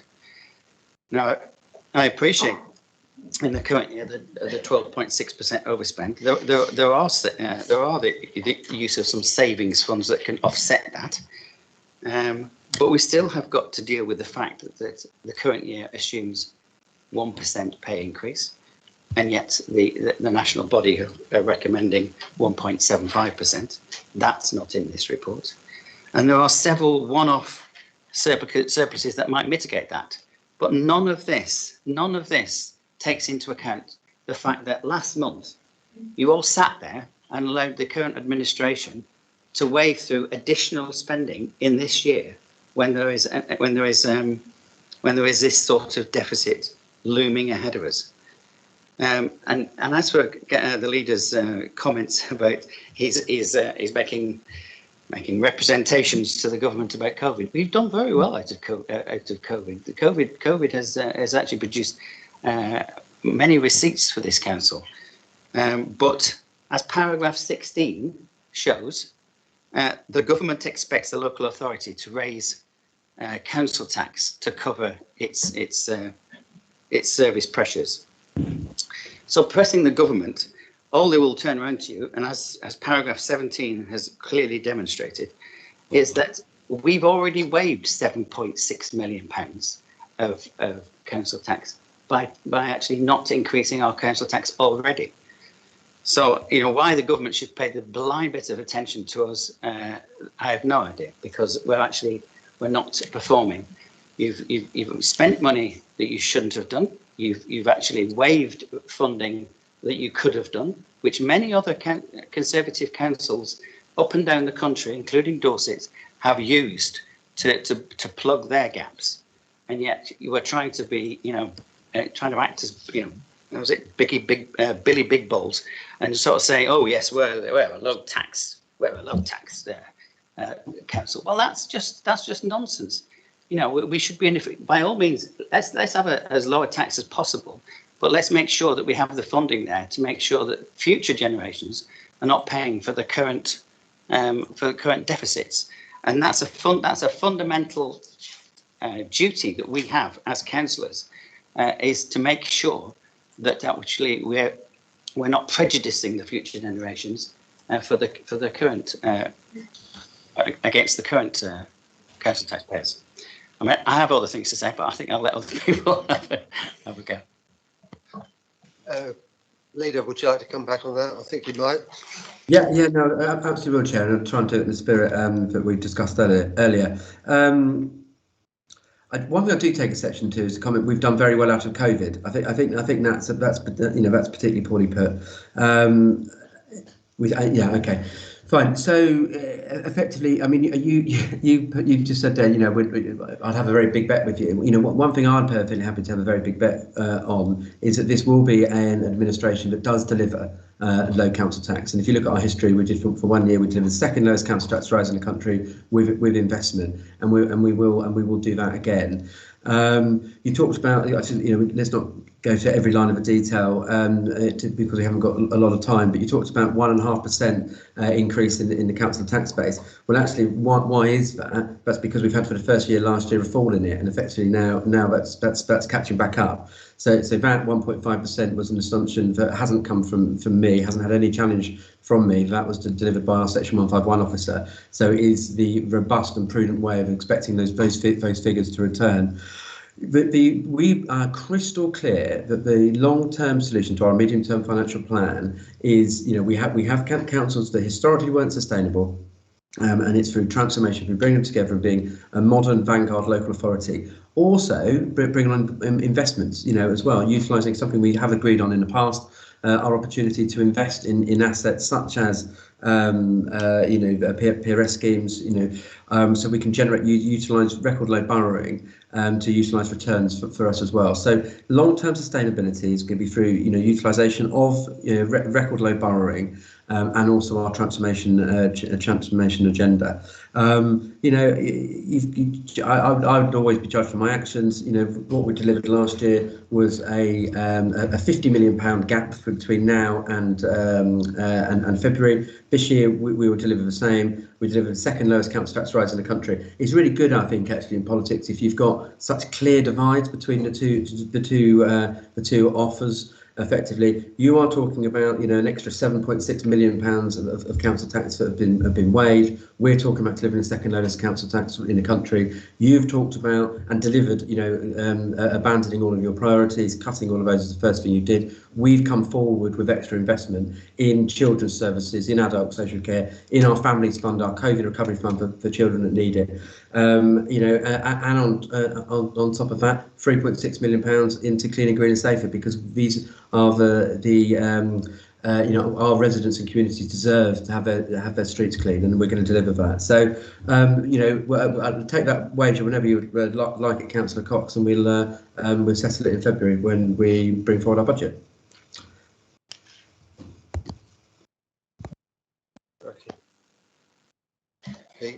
Well, I'll just come back, if you don't mind, just on a few brief points. Individually, those you've not answered any of those critical assumptions, really, apart from maybe one. Individually, you may get one or two of them. Yeah, they may happen. Collectively, however, I think it's highly unlikely, and it only takes one of those assumptions to go wrong, and this council's in trouble. Because don't forget, These are assumptions that appear at the moment, at least, to be very risky. And this is assuming a £25 million funding gap. So not only have you got to make these assumptions, you've got to make £25 million of other savings. And you know, if you manage to achieve that, then I'll buy you a beer. You mentioned that I was talking about £7.5 million that we've waived. Well, we have waived. I haven't waived it. We have waived it as a council. And it's in the report. If you actually read the report, it's in paragraph 17. So whoever's written the report has emphasised that.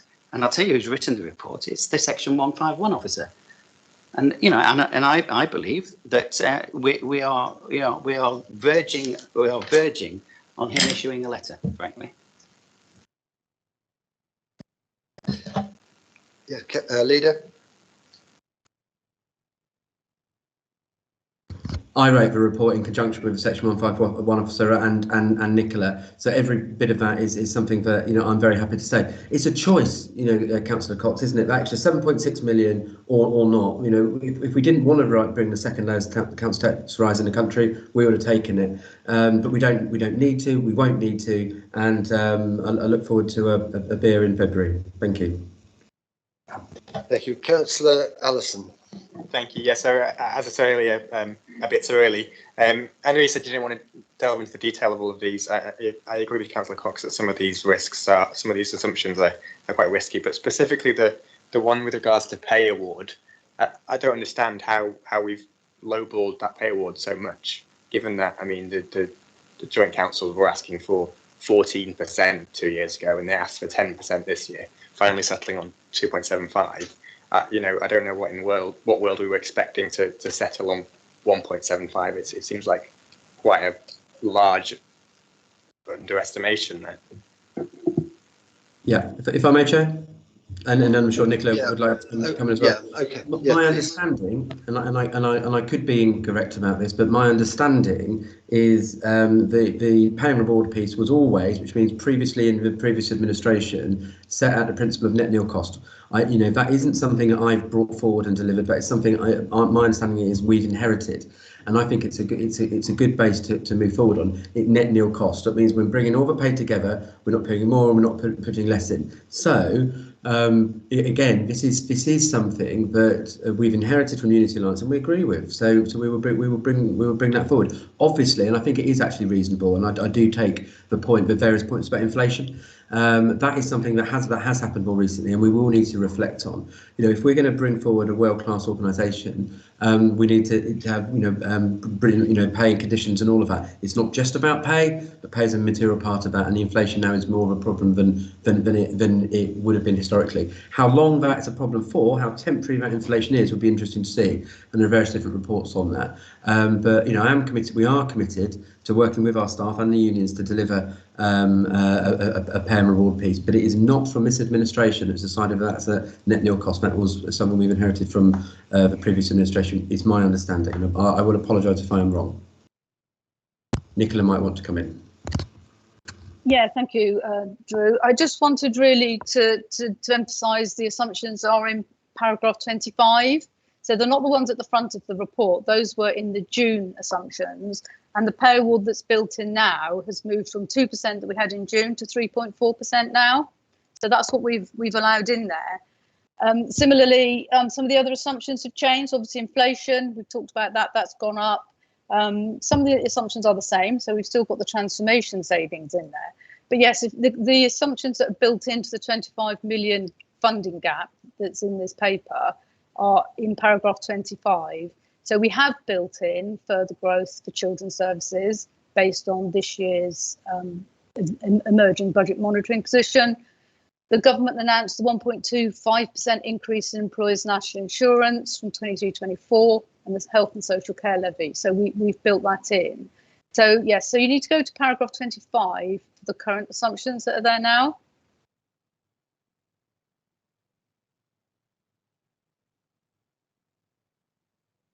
Okay, thank you. Councillor Howell, thank you. Yeah, just 3 questions, 2 very quick factual questions. Firstly, with the increase in the estimate of the council's tax base, I would, on what basis has that been assumed? I mean, what evidence is there that that is justifiable?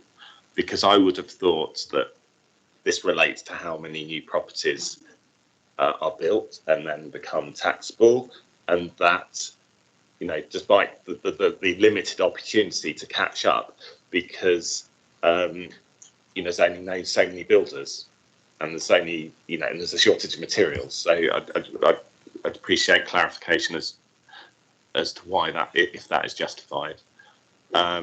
Also, you know, how close are we to getting back to pre-COVID levels in terms of income generation? Perhaps some figures around that would be good. But the final point, which is a much broader and more, you know, serious point, I think, in the long term, is how the council's going to cope with the new social care proposals. Is it seems that, you know, it appears to me that we're particularly vulnerable down here, having, you know, a sizable elderly population. The council's going to be required to fund, you know, above the 86,000 cap entirely, as I understand it, where there is need. And, you know, some of that money is going to be coming from government, but how much, you could probably work it out by doing some calculations, given the total amount that's funding this has been announced. So is the council actually doing some preparatory work to understand what the liability is likely to be in relation to that in future years?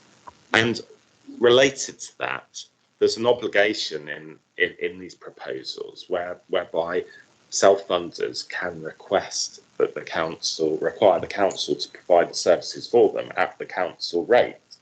So are we the services that we currently provide, are they cost neutral, or are we subsidising them?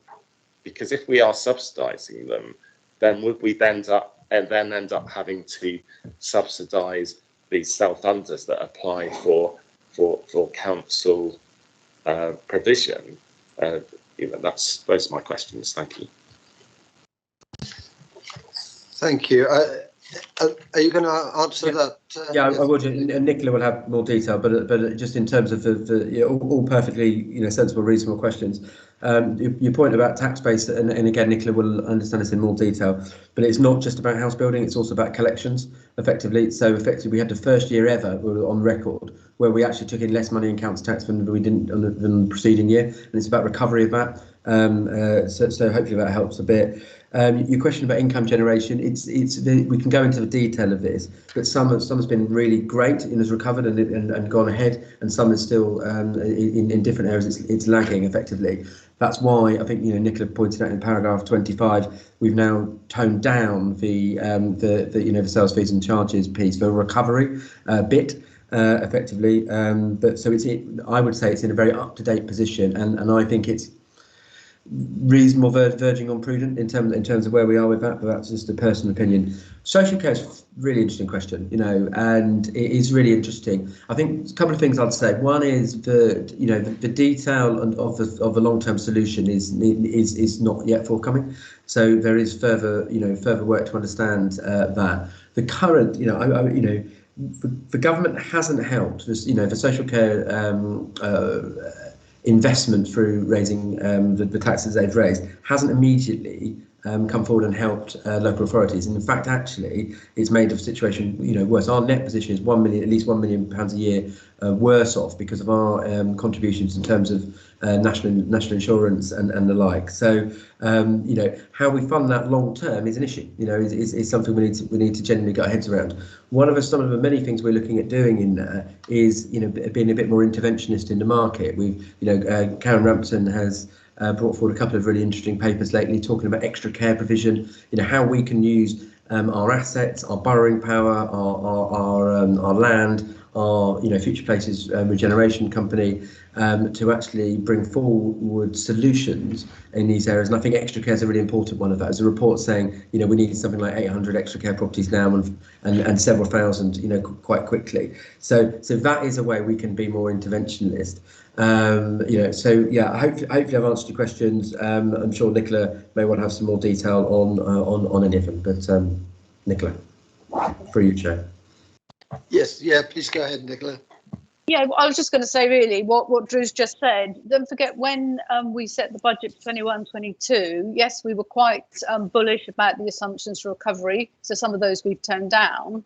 But similarly, some things have recovered better than we thought. So, we'll have rebased those as well. So just it's a moving feast, and there'll be another report in December where we'll have, further refined our estimates and assumptions. Thank you. Councillor Fear.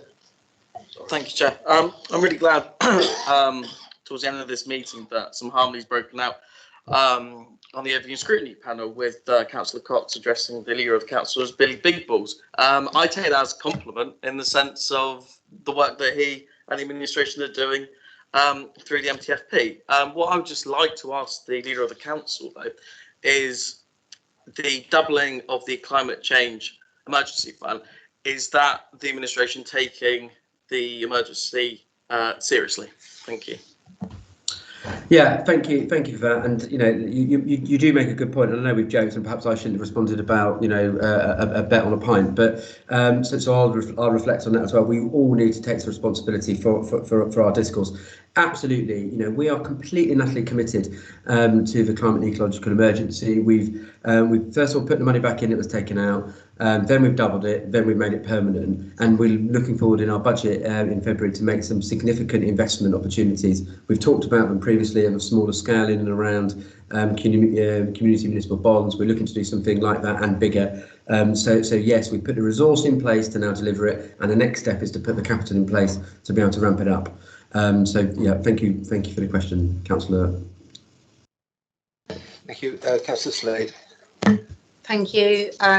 Just for point of clarity, the removal of those political priorities were for a single year, so it always was a permanent investment. Yes, I accept you've doubled it, but please don't say you've doubled it and made it permanent, because it was only removed for a year, as was clarified after the end of full council, sadly after the cameras stopped rolling, when Councillor Green apologised to Councillor Brown and said, oh yes, I did say that you only put the money in for a year, and actually that's not true. So just in case the public were watching both meetings, I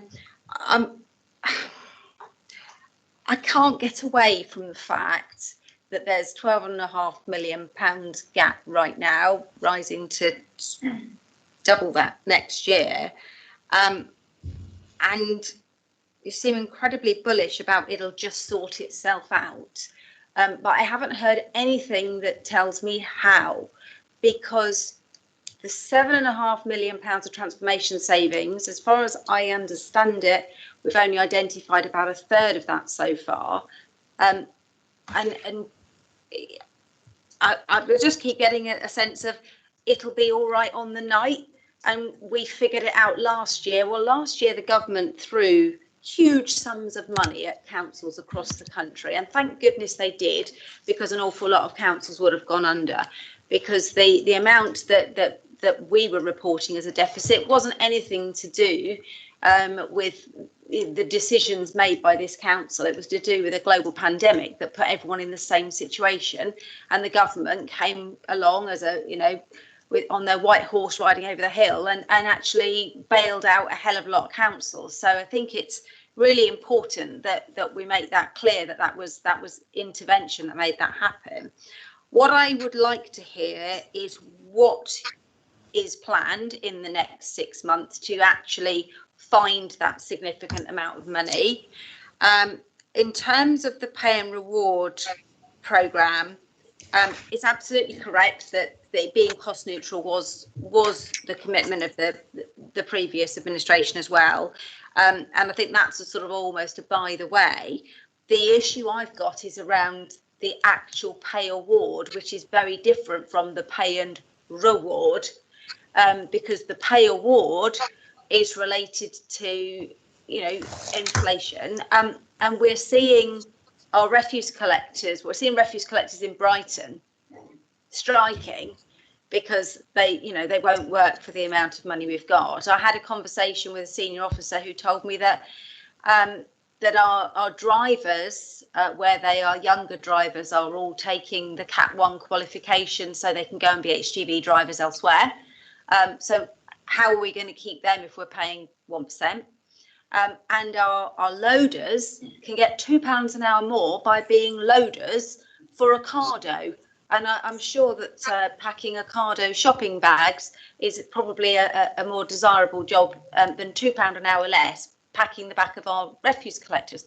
Now, if it's affecting them, it's also going to be affecting our park operatives, our street cleaners, and by default, all of our base level workers who are so important to how this council functions.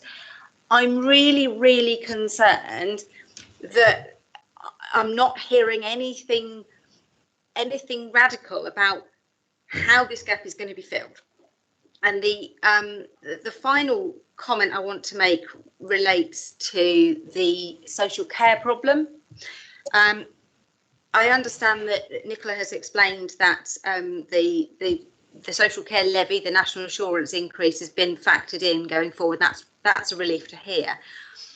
But what I understand from my work with the LGA is that the allocation and the workings out around the care cap, the £86,000 that people are going to have to pay of their own money, all of the workings out are expected to be done by the local authorities. And councils around the country are really worried about how much it's actually going to cost the councils in new work to actually manage this. So can you tell me whether you are actively lobbying your MPs around new burdens funding for that social care?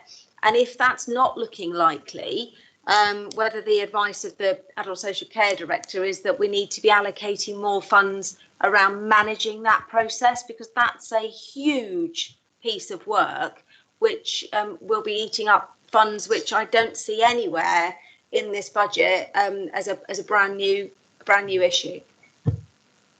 Thank you, Councillor Slade. Before I ask you to come in on that, Councillor Mellor, I'd just like to add to those comments, and because they do touch on the same issues. Yep. And my issue, in the very broadest sense, is not just next year, it's actually the funding gap over the 5-year period, which is 86.6 million. Now, that assumes, of course, that the transformation savings, the 44 million, are actually achieved. I mean, if you add that lot up, it's 130 million pounds, and that is what's really worrying me, because, you know, if we assume that we're going to squeeze the organisation and transform it in a way that is at its maximum efficiency, what headroom is there then left to produce this other 86 million pounds? And coupled with that are the risks which now seem to be coming along, particularly in terms of inflation, pay demands, which Councillor Slade has touched on. So, you know, I'm not expecting a magic answer where you're going to get that money from now.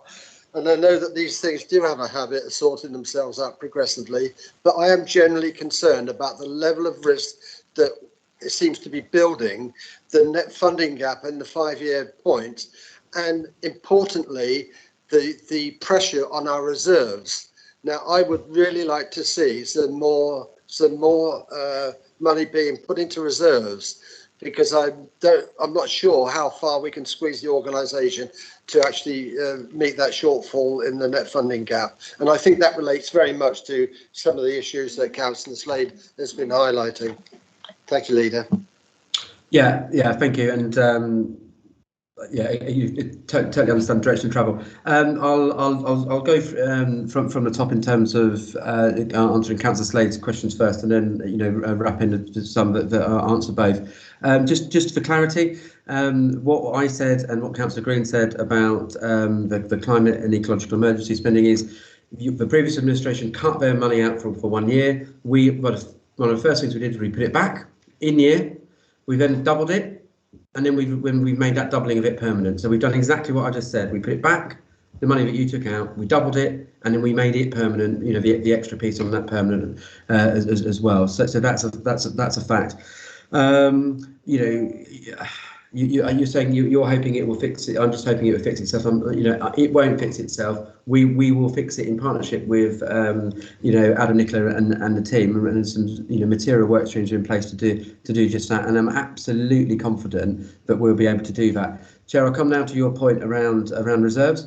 If I may, you're saying we need to increase reserves. Well, we brought a paper through when we talked about our capital, increasing. So we're one of the least borrowed leverage councils in the country, and we're going to move that forward by investing in regeneration primarily. In that paper, we also talked about how we would invest in our unearmarked reserves, so our genuine reserves that aren't held against anything in particular. So what that basically means, our flexibility. So we've committed in that financial paper. I know I went to audit and governance. I can't recall if it came here to do just that, to increase our unearmarked reserves.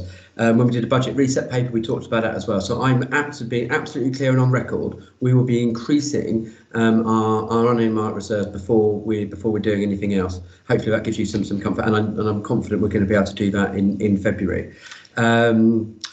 So we talk, again, actually, I thank Councillor Slade for agreeing that the net nil cost piece around pay and reward, is something we've just carried on forward with. All else I'd really like to say about that is, we are in negotiations with staff, and the unions. We're well aware of the pressures, and we'll take that into consideration. It's reasonable that this piece on pay and reward wasn't about raising pay. It was about bringing pay and harmonising pay, which is what we're looking to do. But we're not going to sit by and let if we've got recruitment issues and pay is a contributing factor to that, we can address it. We're not cutting off our nose to spite our face. And you're right, they're more acute in specific areas, and so we can look at some targeted interventions in some specific areas for sure. Definitely, to give you some comfort, definitely lobbying MPs and our MPs and ministers in and around the social care piece. I've been quite vocal when I have done that, in terms of saying, I absolutely understand what the government have done, and have been fantastic in terms of trying to take the pressure and the burden off individuals facing social care needs. But what they haven't done is they haven't sorted out a funding solution for councils. So I have been absolutely clear on that. And you're also right, in and around the level of uncertainty in and around adult social care. And I tried to sort of, in my answer to Councillor Howe, talk about that. We're not clear yet, in terms of the detail on what different funding and what different implications will be. That's a moving feast, and we'll respond to it as and when. We still believe that there's a significant amount of ability to lobby and to get the position, and the LGA are doing some really great work of putting that position across. So I agree with that. I've ticked off every one of my notes on my page. So I believe I've answered your questions, both you, Chair, and your Vice Chair. But if there's anything I haven't specifically answered, I'm very happy to come back. Councillor Slade, are you okay? Okay. I know Councillor Howe wanted to come back on one point. Just one point I did want to ask, and it was a question for Nicola probably, and that is about the dedicated schools grant, and particularly the I needs budget, which is unresolved, and I know that could be sort of 25 million or something. I mean, is the expectation that the government will actually fund that, or because at the moment it's shown as a risk, as a potential risk, and if it is a risk, should we be making some kind of arrangements to cover that risk? Well, it is a risk. You're absolutely right. We are having discussions with government about the deficit, the LGA as well. It is a risk, and it's a great concern to us. At the moment, we don't know what the government's going to say going forward. The indications are that it could stay out of the general fund, but obviously that's not a long-term solution. Yeah, you're right. It's a risk, and it's on our radar as to what we've got to do about it. Okay, Councillor Howe. I'm fine now, actually. Thanks. All right, members. There's nobody else, and I hope there isn't. It doesn't appear that there is. But Councillor Cox is wagging his finger at me. Would you like to have a last word? Are we going to come back? Because if you're going to come back, I'll do it later. I was hoping we wouldn't have to come back. Do you have a number of questions? Yeah, well, I have a recommendation actually. If you don't mind.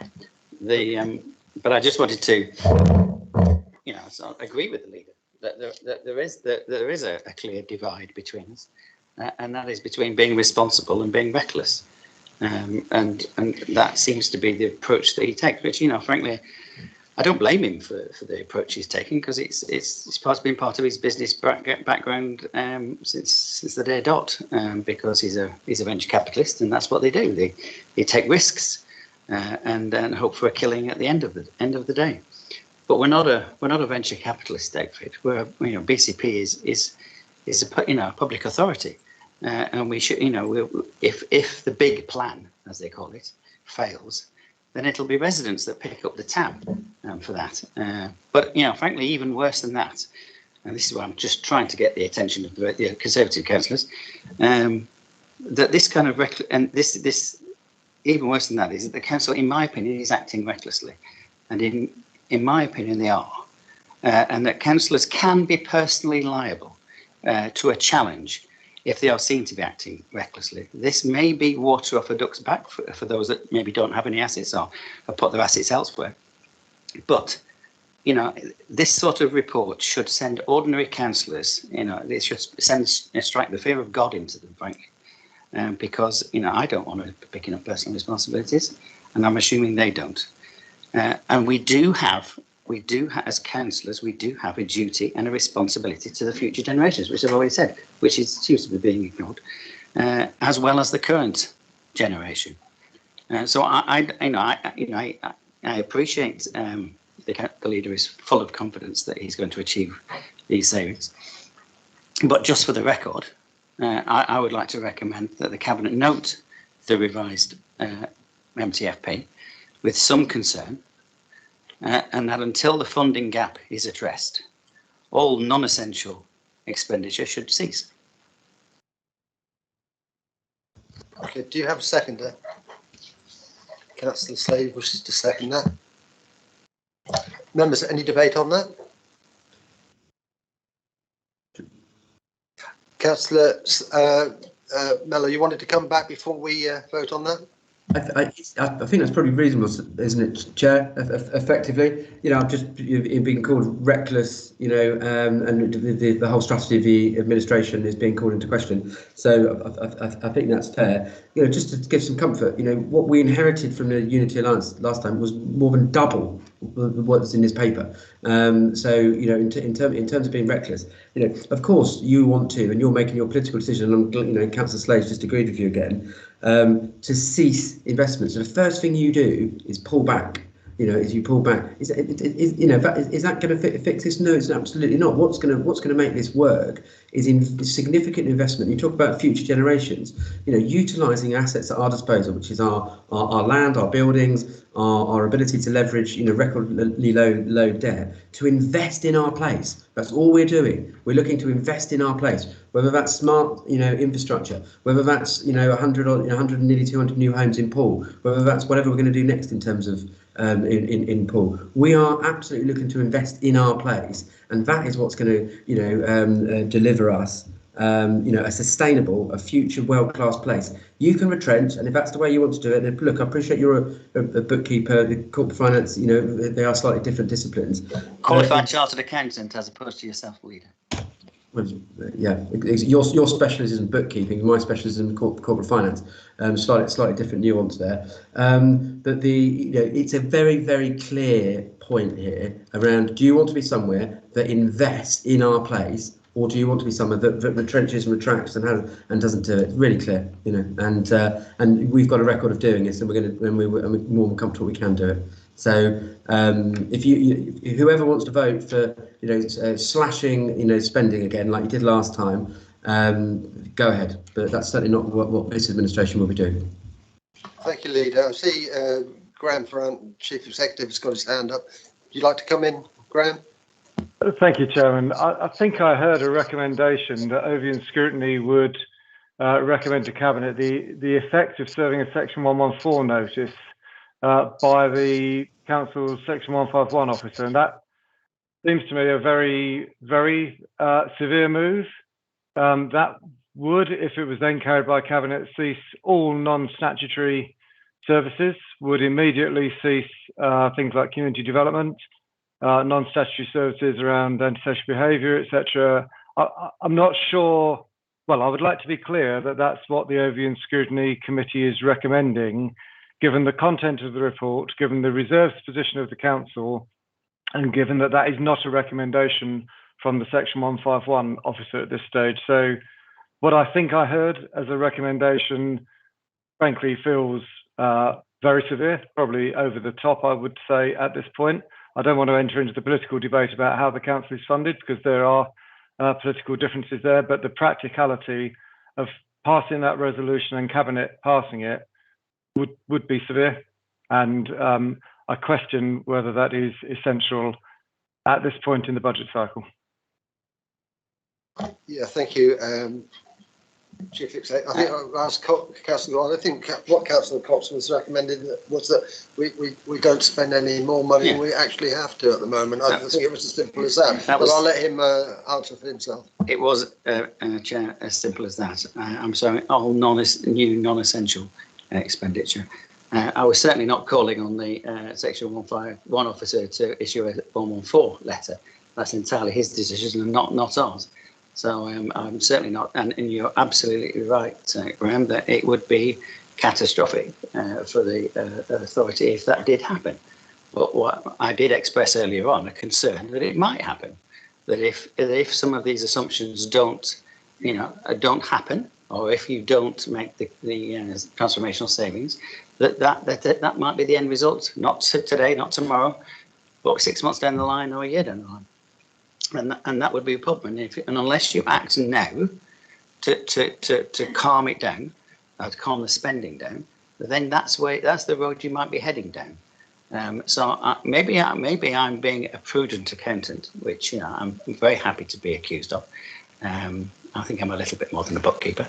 But if I'm being that, then that's fine. I haven't got a problem with being accused of being prudent, or even too prudent. But I think personally, given the duties and responsibilities we have as councillors, we should be prudent. Thank you. So, Chairman, could I just come back? I do apologise. I wonder if I could just come back for clarity. Is that definition of non-essential? Non-essential means non-statutory in the council term. So I don't know if Nicola Webb would confirm, but from my point of view, any resolution to cease non-essential spend will cease all non-statutory services with immediate effect. Yes, it would, yeah. Just want the councillors to be aware of that wording. Yeah, thank you for that. I've got lots of people waving their arms at me at the moment. First of all, Councillor Slade.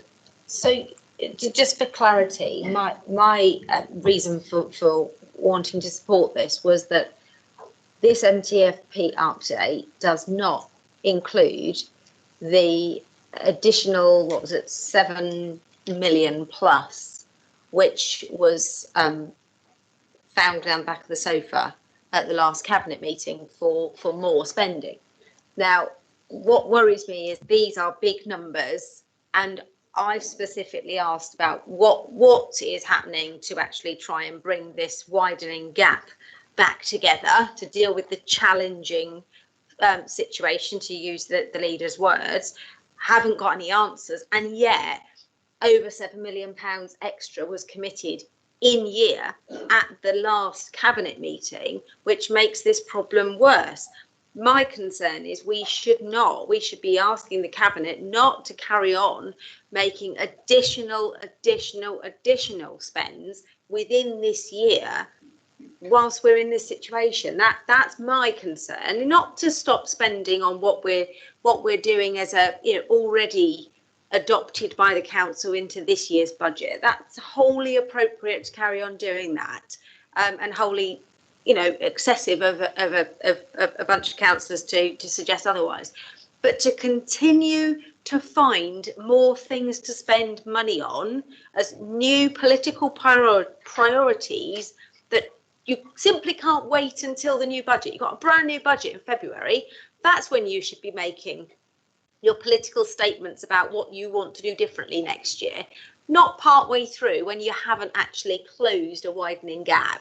So for me, this is about not asking the Cabinet not to make more in-year spends until this has been resolved, and that's quite simply why I was happy to support it.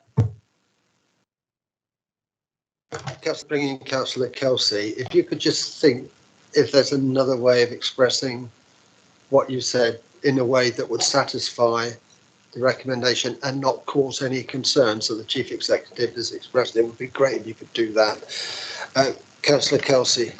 Yeah, thanks, Chairman. I was just going to try and assure Mr. Farrant that this hasn't yet been voted on, so we don't actually know what the outcome of this is going to be. And I think we should just go to the vote so we can all go for dinner. Thank you very much. Okay, thank you, Councillor Kelsey. Yes, I mean, you know, this council's got a very ambitious and bold approach. There's no doubt about that. When we talk about investors, of course, most investors do have a choice. They do, you know, they don't have to invest. They can put the money into the stock market or whatever. They have a choice. But of course, we're a custodian of the public purse, and we do have those responsibilities as councillors. And at the same time, we want to support the council in its aims and objectives, because it's for the well-being of all of our residents. And that responsibility is a heavy responsibility placed on us. So we've got to act responsibly. It is a balance, I understand that, and there is a difference of approach maybe. But I think we do have to bear in mind that we are not all investors. All of our residents aren't all investors. They are residents who pay their council tax and they expect us to provide services for it. So, you know, having said that, I'm going to go back to Councillor Cox and see what he's got to come up with. I appreciate, and apologies if I've caused you unnecessary stress, Chief Executive. I certainly didn't mean to. What I was trying to get over was that it was no new unbudgeted expenditure, and that might be a better way of expressing myself. Chief Executive, would that alleviate some of your concerns? I think that would be helpful. I recognise that it needs to be voted on here and then further voted on at the Cabinet, but yes, that would have a different impact. Fine. Okay, so can we just have the recommendation? Can you read that out, Julie? Thank you. Thank you, Chairman. So the Cabinet recommends Cabinet to note the revised medium-term.